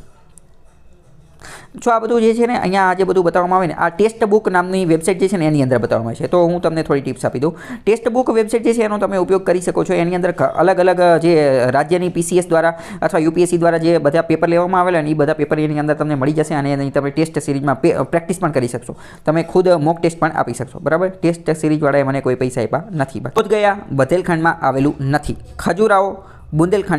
ખજુરાહો બુંદેલખંડની અંદર આવેલું છે. તિરુપતિ જે છે એ રાયલસીમાની અંદર આવેલું છે અને શિરડી જે છે એ વિદર્ભની અંદર આવેલું નથી. તો માત્ર 2 અને 3 જે છે એ સાચા આવશે. ખજુરાહો એ બુંદેલખંડમાં સાચી વાત છે અને તિરુપતિ જે છે એ રાયલસીમાની અંદર, એ વાત પણ સાચી છે. બાકી બધા ખોટા છે. યુપીએસસીમાં ઓલરેડી આ પ્રશ્ન પૂછાઈ ગયેલો છે. આમાં તમને મેપ ખબર હોવી જોઈએ. હકીકતમાં આ બધા આ બુંદેલખંડ ને બધેલખંડ ને રાયલસીમા આ બધું છે શું? તો આ બધા જે છે એ ભારતના પ્લેટુ, ભારતના ઉચ્ચ પ્રદેશ છે, ઊંચાઈ ઉપર આવેલા પ્રદેશ છે અથવા તો અમુક વિસ્તાર છે. બધા ઉચ્ચ પ્રદેશ નથી. જેમ કે વિદર્ભ અને મરાઠાવાડા એ કોઈ ઉચ્ચ પ્રદેશ નથી, પરંતુ અમુક સ્પેશિયલ વિસ્તાર છે. જેમ કે આપણે ગુજરાતમાં કેમ સૌરાષ્ટ્રનો વિસ્તાર છે અથવા કાઠિયાવાડનો વિસ્તાર છે, તો એવી રીતે આપણે થોડુંક તમને મેપમાં ખબર હોવી જોઈએ. જો આ જે વિસ્તાર જે છે ને એમપી વાળો એ બુંદેલખંડનો વિસ્તાર છે. એની એક્ઝેક્ટ બાજુમાં આવેલો જે છે એ બઘેલખંડનો વિસ્તાર છે અને આ પૂર્વાંચલનો વિસ્તાર છે. પૂર્વાંચલ એક રીતે તમે એવું યાદ રાખી શકો, આ ઉત્તર પ્રદેશ જે છે ને, ઉત્તર પ્રદેશ જે સૌથી વધુ વસ્તી ધરાવતું રાજ્ય, એની ઉત્તર તરફ એક રાજ્ય છૂટું પડ્યું, એનું નામ હતું ઉત્તરાંચલ એટલે કે ઉત્તરાખંડ. તો એવી જ રીતે એની પૂર્વ તરફના જે પ્રદેશો રહ્યા ને એ એમ કહે છે કે આમાં નવું રાજ્ય બનાવવું છે અને એનું નામ છે પૂર્વાંચલ. તો કદાચ ભવિષ્યમાં યુપીમાંથી એક નવું રાજ્ય બની જાય પૂર્વાંચલ, તો તમે નવાઈ પામતા નહીં. કેમ? કારણ કે યુપીમાં સૌથી વધુ વસ્તી છે, તો પૂર્વાંચલ એમને નવું બનાવવાની વાત કરે છે. તો એની બાજુમાં પૂર્વાંચલ આવેલું છે, બરાબર.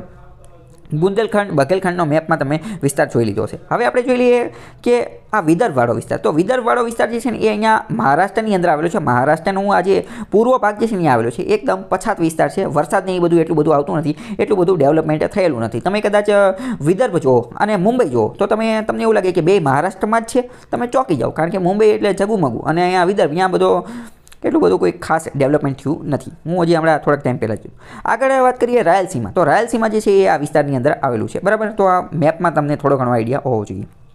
આગળનો પ્રશ્ન જોઈએ કે ઇલોરા ખાતે વિવિધ ધર્મપ્રંથની ગુફાઓ બનાવવામાં આવેલી છે. તો વાત બિલકુલ સાચી છે, કારણ કે ઇલોરામાં બૌદ્ધ, જૈન, હિન્દુ, વૈષ્ણવ, શૈવ બધા જ પ્રકારના ધર્મોની ગુફા જે છે એ આવેલી છે. જ્યારે અજંતા જે છે, અજંતા એ માત્ર અને માત્ર બૌદ્ધિસ્ટ કેવ્સ, બુદ્ધ ધર્મની જ ગુફા છે. તો પહેલું સાચું છે. બરાબર નામની ગુફા જે છે એ શિલાકૃત ગુફાઓ સમ્રાટ ચંદ્રગુપ્ત મૌર્ય દ્વારા મૂળતઃ આજીવિક માટે બનાવવામાં આવેલી હતી. વાત બિલકુલ ખોટી છે. આજે આજીવિક માટે બનાવી હતી એ વાત સાચી છે. બરાબરની ગુફા આજીવિક માટે હતી એ વાત સાચી છે, પણ એ કંઈ ચંદ્રગુપ્ત મૌર્ય નથી બની, એ અશોકે બનાવી હતી. અને અશોકની પછી એનો પુત્ર આવ્યો ને એને બનાવી હતી. ચંદ્રગુપ્ત મૌર્યને એની યારે કંઈ દૂર દૂર સુધી લેવા દેવા નથી. બીજું વિધાન ખોટું છે, પહેલું સાચું છે. ત્રીજું જોઈએ, બાદામી ખાતેની ગુફાઓ ભારતમાં હયાત હોય તેવી સૌથી પ્રાચીન ગુફાઓ છે. વાત બિલકુલ ખોટી છે. તો અજંતાની બધી તેની પહેલાં થઈ ગયેલી છે. સૌથી જૂનામાં જૂની ગુફા જે છે એ અજંતા ઇલોરાની ગુફા છે, બાદામીની નથી. બીજું ત્રીજું ખોટું છે. હવે અહીંયા આપણે કહેવાનું છે સાચું વિધાન. હવે તમે ધ્યાનપૂર્વક છો. પહેલું એક સાચું છે, બીજું ત્રીજું ખોટું છે. એવો તો કોઈ ઓપ્શન જ છે નહીં. એવો કોઈ તો અહીંયા જીપીએસસીની સૌથી મોટી ભૂલ છે. હવે બીજી શું ભૂલ છે ને એ પણ આપણે જોઈએ. હવે તમને એવું લાગે કે ભાઈ હું એટલો શ્યોર કેમ છું કે આ જવાબ આવશે. આ પ્રશ્ન પણ ઓલરેડી યુપીએસસીમાં પૂછાઈ ગયેલો છે. હવે યુપીએસસીમાં જે પૂછાયેલો છે ને એ પ્રશ્ન આપણે જોઈએ એટલે તમને થોડું ખ્યાલ આવશે. જો આ સેમ એ જ પ્રશ્ન છે. યુપીએસસી 2013ની અંદર આ પ્રશ્ન પૂછાઈ ગયેલો હતો અને એમાં સેમ આ જ વસ્તુ આપેલી છે કે ત કેવું છે એટ બદામી are the oldest surviving rock cut કેવું છે. તો બરાબર રોક કટ કયો આ તમે એક રીતે વાંચી લેજો, બરાબર. 3 વિધાન એના છે, ખાલી વિધાન જે છે એ ફેરવી નાખે છે.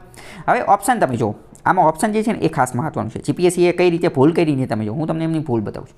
ઓપ્શન પહેલો એમ કહે છે 1 ઓનલી, 2 3 ઓનલી, 3 ઓનલી અને 1 2 3. હવે આમને જે છે ને એ ઓપ્શન ફેરવી નાખ્યો. ઓપ્શન આમાં હતો પહેલામાં 1 ઓનલી, આમાં એની બદલે આમને શું કરી નાખ્યું, આ 1 and 2 કર્યું. હકીકતમાં જવાબ શું આવવો જોઈએ, માત્ર 1 આવવું જોઈએ, પણ એમને આ 1 અને 2 કરી નાખ્યું. આમને ઓપ્શન પોતાની રીતે ફેરવા ગયા, એના કારણે આખો એમનો જવાબ જે છે એ જ ચેન્જ થઈ ગયો. તો આ પણ કદાચ ચેન્જ થશે. આ અહીંયા સૌથી મોટી ભૂલ કરી નાખે છે જીપીએસસી વાળા. બાકી તમે અહીંયા જોઈ શકો છો કયું ક્યાં આવેલું છે, શું આવેલું છે, એ બધું ઓલરેડી મેં તમને સમજાવી દીધેલું છે. અશોકે બનાવી હતી ઓલી આ જે બરાબરની ગુફાઓ હતી અને એ તો ઓલરેડી ઘણા બધા લેક્ચરની અંદર મેં સમજાવેલું છે. આર્ટ એન્ડ કલ્ચરનું પ્લેલિસ્ટ જોશો એટલે એમાં પણ તમને ખબર પડી જશે કે શું છે ને ક્યાં બનાવેલું છે. એ વિડીયો જોઈ લેજો. આગળનો બીજો ક્વેશ્ચન કેવો છે કે સંગીતના સૂરો રેલાવતા કોતરણીવાળા 56 સ્તંભો ધરાવતું પ્રસિદ્ધ વિજય વિઠ્ઠલા મંદિર ક્યાં આવેલું છે? એ હમ્પીમાં આવેલું છે. હમ્પી કર્ણાટકની અંદર આવેલું છે. વિજયનગર સામ્રાજ્ય જે છે આવેલું હતું. વિજયનગરના જે મેઇન માતાજી અથવા મેઇન ભગવાન જે હતા એ હતા આ વિઠ્ઠલ, અને એમને આ વિઠ્ઠલ મંદિર બનાવેલું હતું. અહીંયા 56 જેટલા પિલ્લર આવેલા છે, સ્તંભ આવેલા છે, અને આની અંદર અડવામાં આવે, ટચ કરવામાં આવે તો એની અંદરથી મ્યુઝિક નીકળે છે. એટલે આને મ્યુઝિકલ પિલ્લર પણ કહેવામાં આવે છે. Musical pillar. ઘણા બધા લોકોએ સંશોધન કર્યું કે આ મ્યુઝિક શા માટે નીકળે છે, પરંતુ હજી સુધી એનો પતો લગાવી શક્યા નથી, બરાબર. આ વિજયનગરવાળો લેક્ચર મેં ચલાવેલો હતો, એમાં પણ મેં ડિટેલમાં સમજાવેલું છે. હમ્પીનું આર્ટ એન્ડ કલ્ચર મેં જે આર્કિટેક્ચર ચલાવેલું હતું એમાં પણ મેં ડિટેલમાં સમજાવેલું છે. એ વિડીયો ઓલરેડી યુટ્યુબમાં પડેલા છે, ત્યાં જઈને તમે જોઈ લેજો, તમને ઘણું બધું જ્ઞાન મળી જશે. આ બધા પિલર જે છે એ અહીંયાનો જ સીન છે, હમ્પીનો સીન છે. વિજય વિઠ્ઠલ મંદિર જે છે એનું બતાવેલું છે.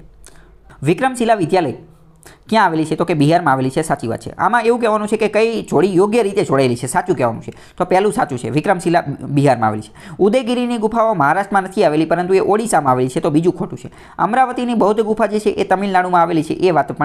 એ વાત પણ ખોટી છે, કારણ કે એ તમિલનાડુમાં આવેલી નથી. પછી હેમકુંડ ગુરુદ્વારા ઉત્તરાખંડમાં આવેલો છે. તો એ વાત સાચી છે. હવે સમજો જીપીએસસીની બીજી સૌથી મોટી ભૂલ, આને પહેલાં તે ઘણી બધી મેં તમને કીધેલી છે. આ એકાદી બીજી ભૂલ, કારણ કે હેમકુંડ એ ઉત્તરાખંડમાં આવેલું છે અને વિક્રમશિલા બિહારમાં આવેલી છે. અને આમાં કીધું છે કે સાચી કઈ રીતે છે, તો બે સાચી જોડે છે. તો આમને ઓપ્શનમાં લોચા છે. ઓપ્શન કાં તો માત્ર 1 2 3 બધા જ એવું આપવાની જરૂર હતી, બરાબર. તો આ લોચાવાળું છે. અથવા તો અમુક એમ કે ના આમે એમ પૂછવાનું હતું કે ખોટું કયું છે એ પૂછવાનું, તો એ ખોટું, કારણ કે બીજું અને ત્રીજું બે ખોટા છે, બરાબર. તો આ બધી રીતે પ્રશ્ન જે છે એ ખોટો છે, ભૂલ થઈ ગઈ છે એમને. અહીં તમે જોઈ શકો છો. જો ઉદયગીરી અને ખંડગીરીની ગુફાઓ જે છે એ ભુવનેશ્વર ઓડિશાની અંદર આવેલી છે. અશોક દ્વારા બનાવવામાં આવેલી ગુફા છે. આજીવક સંપ્રદાયથી જોડાયેલી છે, આજીવક સંપ્રદાયથી. પછી જો અહીંયા અમરાવતીનો સ્તૂપ જે છે અથવા અમરાવતીનું જે બધી સ્થાપત્ય જે છે એ આંધ્રપ્રદેશની અંદર આવેલું છે. આંધ્રપ્રદેશ જે ગુરુદ્વારા શ્રી હેમકુંડ સાહેબનો ગુરુદ્વારા જે છે એ ચમોલી ડિસ્ટ્રિક્ટની અંદર આવેલો છે. ઉત્તરાખંડના ચમોલી ડિસ્ટ્રિક્ટ. ચમોલી ડિસ્ટ્રિક્ટ એ જ છે કે જ્યાં થોડા સમય પહેલાં જે છે એ ઝીલ ઓફ થયું હતું. ઝીલ ઓફનો મતલબ શું થાય? ઝીલ ઓફનો મતલબ થાય ગ્લેશિયલ લેક આઉટબર્સ્ટ ફ્લડ, એટલે કે ગ્લેશિયર ફાટવાના કારણે તળાવની અંદર, લેકની અંદર ખૂબ જ વધારે પાણી ભેગું થઈ જવાથી જે ફ્લડ આવે ને એને ઝીલ ઓફ કહેવાય. Glacier lake outburst flood. આ અત્યંત મહત્ત્વનો ટોપિક છે. આની ઉપર પણ એક અલગ વિડીયો બનાવેલો છે, એ તમે જોઈ લેજો. એન્વાયરમેન્ટ, ક્લાઇમેટ ચેન્જ અને જિયોગ્રાફી બધા સાથે સંબંધિત અત્યંત મહત્ત્વનો ટોપિક છે. મેઇન્સમાં પણ તમને પૂછાઈ શકે છે. પછી વિક્રમશિલા પણ જો એ પણ ક્યાં આવેલી છે? એ પણ બિહારની અંદર જ આવેલી છે. તો મતલબ કે અમને જવાબ કયો રાખવાનો છે હજી એમને ખબર નથી, એમને નક્કી કરશે હવે ભેગા થઈને કે જવાબ કયો રાખશું. આગળનો પ્રશ્ન કયો છે? એક મિનિટ. આગળનો પ્રશ્ન છે કે એક પ્રાચીન યાદી આપેલી છે, પ્રાચીન સ્થળ અને પુરાતત્વીય મહત્વ. લોથલ, કાલીબંગા, બાણાવલી અને ધોળાવીરા. ધોળાવીરાની વાત કરીએ તો હડપ્પીય લિપિના 10 મોટા કદના ચિહ્નો ધરાવતો શિલાલેખ ધોળાવીરામાં મળેલો છે. ધોળાવીરા અત્યંત મહત્વની વસ્તુ છે. જે સાઇનબોર્ડ મળેલું છે સૌથી મોટું, જોકે હજી વાંચી નથી કાણું. ભારતની અંદર અથવા આખા વિશ્વની અંદર કોઈ એવો ખતરનાક વ્યક્તિ નથી કે જે આ વાંચી શકે. કેમ? કારણ કે હડપ્પાની લિપિ હજી સુધી ઓળંગી જ નથી કા. ઘણા બધા લોકો એમ કહેતા હોય કે હું આટલો ઓલો છું, હું હોશિયાર છું, હું ચતુર છું, મને ઘણું બધું આવડે, વેદોનું જ્ઞાન છે, ઓલાનું જ્ઞાન છે, પહેલાંનું જ્ઞાન છે, પણ હજી સુધી એ આ લિપિ નથી ઓળખતા. અથવા તો કોઈ એવું કહેતો હોય કે હું મારે કંઈક બનવું છે, કંઈક એવી વસ્તુ કરવી છે જે હજી સુધી દુનિયામાં કોઈએ ન કર્યું, તો એને તમારે કહેવાનું તું જા અને હડપ્પાની, ઇન્ડસ વેલી, સિંધુ ખીણની લિપિ જે છે ને એ ઓળંગી રહી. બરાબર. તો ડીમાં જે છે શું આવશે? ડીમાં 4 આવશે. તો ડીમાં 4, બધામાં 4 છે. તો આગળ વધીએ. લોથલમાંથી શું મળે છે? તો લોથલમાંથી જહાજવાળો મળેલો છે, જહાજવાળો. તો એમાં 2 આવશે, એમાં 2. તો એમાં 2 જે છે એ પણ આની અંદર છે. કાલીબંગામાંથી શું મળેલું છે? તો કે કાલીબંગા જે છે, કાલીબંગા એમાંથી આ ખેડેલું ખેતર મળેલું છે. અને બાણાવલી જે છે, બાણાવલી એમાંથી આ હળની ટેરાકોટાવાળી પ્રતિકૃતિ જે છે એ મળેલી છે. મેં તમને બધા કહી દીધેલી છે. આગળ વાત કરીએ કે આ રોઝીસ ઇન ડિસેમ્બર એ કોની આત્મકથા છે? તો રોઝીસ ઇન ડિસેમ્બર જે છે એ MC ચાગલાની આત્મકથા છે. MC ચાગલા જે છે એની આત્મકથા છે. આગળનો પ્રશ્ન જોઈએ તો કે ગુજરાતી સાહિત્યના પ્રખ્યાત સાહિત્ય સર્જક ઉમાશંકર જોશી બાબતે સત્ય વિધાન કહેવાના છે. જ્ઞાનપીઠ એવોર્ડ પ્રાપ્ત કરવાવાળા તેઓ પ્રથમ ગુજરાતી હતા. વાત બિલકુલ સાચી છે. સાહિત્ય અકાદમી એવોર્ડ પ્રાપ્ત કરવાવાળા તેઓ પ્રથમ ગુજરાતી હતા. તેઓ શ્રવણ તખલ્લુસનો ઉપયોગ કરતા હતા અને તેઓ દર્શક તખલ્લુસનો ઉપયોગ કરતા હતા. દર્શક તખલ્લુસનો તો એ ઉપયોગ કરતા જ નહોતા, કારણ કે દર્શકનો ઉપયોગ જે છે એ મનુભાઈ પંચોળી કરતા હતા. તો ચોથું જે છે એ તમે નીકળી જાય તો તમે 50-50માં પહોંચી જાઓ. હવે પહેલું સાચું છે, તો પહેલું સાચું છે, તો આમાં પહેલું તો છે નહીં, તો જવાબ શું આવશે? માત્ર 1 અને 3. માત્ર 1 અને 3 જવાબ છે એ આવશે. હવે જો અહીંયા શ્રવણ તખલ્લુસનો ઉપયોગ કરતા હતા કે નહોતા કરતા એ મને ખાસ ખબર નથી, પરંતુ અહીંયા ઓપ્શન જે રીતના જે છે ને એ આવી રીતના સેટ થઈ છે, તો શાયદ કરતા છે. આપણને કંઈ એટલું બધું ડિટેલમાં ખબર નથી. ઉમાશંકર જોશી વિશે થોડી વાત કરીએ તો ઉમાશંકર જોશી જે છે એને એક રીતે ઉમાશંકર જોશી જે છે એમના જીવન ઉપર રવિન્દ્રનાથ ટાગોર અને મહાત્મા ગાંધીની પણ ખૂબ જ ભારે પ્રમાણમાં અસર હતી. એમને ઘણી અસર એમની ઉપર એમના જીવન ઉપર. આ તમને વિધાનવાળા વાક્યમાં પૂછાઈ જશે. બામણા ગુજરાતની અંદર એમનો જન્મ જે છે એ થઈ ગયેલો હતો. અને પછી વાત કરીએ બામણા ગુજરાત અને મૃત્યુ મુંબઈ મહારાષ્ટ્રની અંદર થયું હતું. વાસુકી અને શ્રવણ, જો અહીંયા કીધેલું છે ને કે વાસુકી અને શ્રવણ બંને જે છે એમના ઉપનામ છે. વાસુકી અને શ્રવણ બંને એમના ઉપનામ છે. અને એમને ભણવાનું કામ જે છે એ મુંબઈની એલ્ફિન્સ્ટન કોલેજની અંદરથી કરેલું હતું. આ એલ્ફિન્સ્ટન કોલેજ જે છે ને એ બહુ ખતરનાક કોલેજ છે. તમને ક્યારેક મુલાકાત મળે તો ત્યાં જજો, અથવા તમારા કોઈ રિલેટિવ હોય એ એમ કહે કે મારે ભણવું છે, સારી એવી કોલેજ સજેસ્ટ કરો, તો મુંબઈની મહારાષ્ટ્રની એલ્ફિન્સ્ટન કોલેજ ખૂબ જ સારી છે. કેમ? કારણ કે ડૉક્ટર BR આંબેડકર, લોકમાન્ય તિલક, બહુ ખતરનાક લોકો જે છે હિસ્ટોરિકલ ઇતિહાસની અંદર જે મોટા મોટા માથા થઈ ગયા એ બધા અહીંયા ભણેલા છે એલ્ફિન્સ્ટન કોલેજની અંદર. રણજીતરામ સુવર્ણચંદ્રક, નર્મદ સુવર્ણચંદ્રક, ઉમા રશ્મિ, જ્ઞાનપીઠ, ઘણા બધા, અને સાહિત્ય અકાદમી પુરસ્કાર, ઘણા બધા એવોર્ડ જે છે એ એમને મળેલા છે. મુખ્ય કૃતિ એમની થોડી વાત કરીએ તો એમની કૃતિ બહુ ખતરનાક વસ્તુ લખેલી છે. નિશીથનો મતલબ શું થાય? મધ્યરાત્રિનો દેવતા. આનો મતલબ જ છે મધ્યરાત્રિનો દેવતા. વિશ્વ શાંતિ, ગંગોત્રી, નિશીથ, મહાપ્રસ્થાન, અભિજ્ઞા, 7 પદ, તારાવસ્ત્ર, સમગ્ર કવિતા, આ બધી વસ્તુ જે છે એ એમને લખેલી છે. ઉમાશંકર જોશી ઉપર મેં એક અલગ ડેડિકેટેડ વિડીયો બનાવેલો છે, એ તમે જોઈ લેજો એટલે તમને ખબર પડી જશે એમને કયા એવોર્ડ ને એ બધું મળેલું છે. આગળનો પ્રશ્ન છે મહેંદી નવાઝ જંગ વિશે નીચેના બાબતો પૈકી કયું સત્ય છે?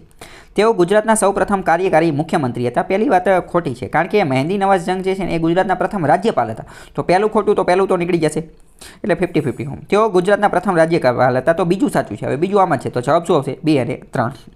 નિત્યાનંદ કાનૂનગો તેમના અનુગામી હતા, એની પછી હતા, અને તેઓ ગુજરાતની વડી અદાલત એટલે હાઈકોર્ટના પ્રથમ ન્યાયમૂર્તિ હતા. તો એ વાત ખોટી છે, કારણ કે ઓપ્શનમાં સેટ પણ થતું નથી. આગળનું બીજું જોઈએ કે ગુજરાત વિશે નીચેના પૈકી કયા વિધાનો સત્ય છે? તો કે તે સૌથી વધુ હવાઈ મથક અને સૌથી ઓછા રેલ મથક ધરાવે છે. સૌથી વધુ હવાઈ મથક ધરાવે છે પણ કંઈ સૌથી ઓછા રેલ મથક ધરાવતું નથી, એટલે પહેલું ખોટું થઈ જશે. સૌથી લાંબો દરિયા કિનારો ધરાવે છે અને સૌથી વધુ હવાઈ મથક ધરાવે છે, તો એ વાત સાચી છે. ગુજરાતમાં સૌથી વધુ એરપોર્ટ આવેલા છે અને 1600 કિલોમીટર લાંબો દરિયા કિનારો પણ આપણે ધરાવીએ છીએ. બીજું સાચું છે. ભારતનો સૌથી મોટો તેમજ સૌથી નાનો જિલ્લો ગુજરાતમાં આવેલો છે, તો એ વાત ખોટી છે. કારણ કે ભારતનો સૌથી મોટો જિલ્લો કચ્છ એ ગુજરાતમાં આવેલો છે, પરંતુ ભારતનો સૌથી નાનો જિલ્લો જે છે ને એ માહે છે, જે પુડુચેરીની અંદર આવેલો છે. કોની અંદર? પુડુચેરીની અંદર. તો એ વાત ખોટી છે, તો ત્રીજું ખોટું પડી જશે. વિશ્વનો સૌપ્રથમ સંપૂર્ણ શાકાહારી સબવે તેમજ પિઝા હટ ગુજરાતમાં શરૂ થયો, તો એ વાત સાચી છે. કારણ કે અમદાવાદની અંદર શરૂ થયો છે. તો જવાબ શું આવશે? જવાબ આ 2 અને 4 જે છે એ આવશે, કારણ કે એ સાચું છે. અહીં તમે જોઈ શકો છો. 1 મિનિટ.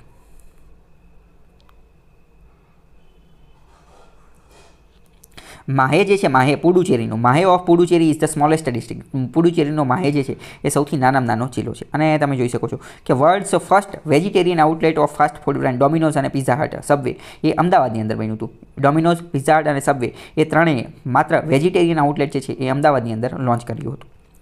આગળ બીજો પ્રશ્ન કયો છે કે ડૉક્ટર જીવરાજ મહેતા બાબતે જે છે એ કયા વિધાનો સત્ય છે? તો ડૉક્ટર જીવરાજ મહેતા જે છે એ ગાંધીજીના, મહાત્મા ગાંધીના પર્સનલ ડૉક્ટર હતા, તો એ વાત સાચી છે. એના પર્સનલ ડૉક્ટર હતા. તેઓ ગુજરાતના પ્રથમ મુખ્યમંત્રી હતા, એ વાત પણ સાચી છે. મુખ્યમંત્રી તરીકે યુએન ઢેબર જે છે એમના અનુગામી હતા, એ વાત ખોટી છે. કારણ કે જીવરાજ મહેતા પછી કોણ આવ્યું હતું? એની પછી તો બળવંતરાય મહેતા આવેલા હતા. બળવંતરાય મહેતા, બરાબર. તો ત્રીજું જે છે એ ખોટું છે. તેમણે ઇન્ડિયન મેડિકલ એસોસિએશનની સ્થાપના કરી હતી. ઓપ્શનમાં જોશો તો એ કંઈ સેટ થતું નથી. માત્ર 1 અને 2 જે છે એ જવાબ સાચો આવશે. આગળ જો તો પન્નાલાલ પટેલ વિશે કયા વિધાનો સાચા છે? તેમને કોઈ રાષ્ટ્રીય એવોર્ડ મળ્યો ન હતો, એ વાત ખોટી છે. કારણ કે એમને જ્ઞાનપીઠ એવોર્ડ મળેલો છે. તો પહેલું વિધાન જે છે એ નીકળી જશે. તો બીજું જે છે એ સાચું છે અને જવાબમાં 2 આવવું જોઈએ, તો જવાબ ડાયરેક્ટ તમે આ પહોંચી જાઓ. તેમની નવલકથાઓ માનવીની ભવાઈ અને મળેલા જીવનું ફિલ્મમાં રૂપાંતર થયું હતું, એ વાત સાચી છે. ચોથું તો બહુ ખતરનાક વિધાન આપેલું છે કે તેમને બુકર પ્રાઇઝ અર્પણ કરવાનો પ્રસ્તાવ આપવામાં આવેલો હતો, પરંતુ તેમણે નકારી કાઢ્યો હતો. તમને ખાસમાં ખાસ ખબર હોવી જોઈએ કે બુકર પ્રાઇઝ જે છે ને એ ખાલી ઇંગ્લિશ ભાષા માટે આપવામાં આવે છે અને એ યુકે, ઇંગ્લેન્ડની અંદર અને જે આયર્લેન્ડ જે છે એ જગ્યા પર, અને એ માત્ર અને માત્ર ઇંગ્લિશ ભાષામાં જે લખતા હોય ને એને આપવામાં આવે. હવે પન્નાલાલ પટેલ ગુજરાતીમાં લખતા હતા, તો એમને બુકર પ્રાઇઝ મળે નહીં. તો ચોથું તો આમાં નીકળી જાય, બરાબર. તો પણ એટલે થોડું ઘણું તમને ખબર હોય તો તમે અંદાજ મારી શકો. આગળનો પ્રશ્ન છે ધાન શાક વાનગી વિશે નીચેના પૈકી કયા વિધાનો સાચા છે? ધાન શાક જે છે એ એક પારસી વાનગી છે, બરાબર. બાકી તમે જોઈ લેજો, પારસી વાનગી છે. એ વેજ હોય છે કે નોન વેજ હોય છે મને થોડો ઘણો આઈડિયા નથી, એ તમે તમારી રીતે રિસર્ચ કરી લેજો. આગળનો પ્રશ્ન જોઈએ કે ગુજરાતી સાહિત્ય પરિષદની સ્થાપના કોણે કરેલી હતી? તો એની સ્થાપના જે છે એ રણજીતરામ મહેતાએ કરેલી હતી. રણજીતરામ મહેતા જે છે એણે કરેલી હતી. અહીં તમે જોઈ શકો છો રણજીતરામ મહેતા.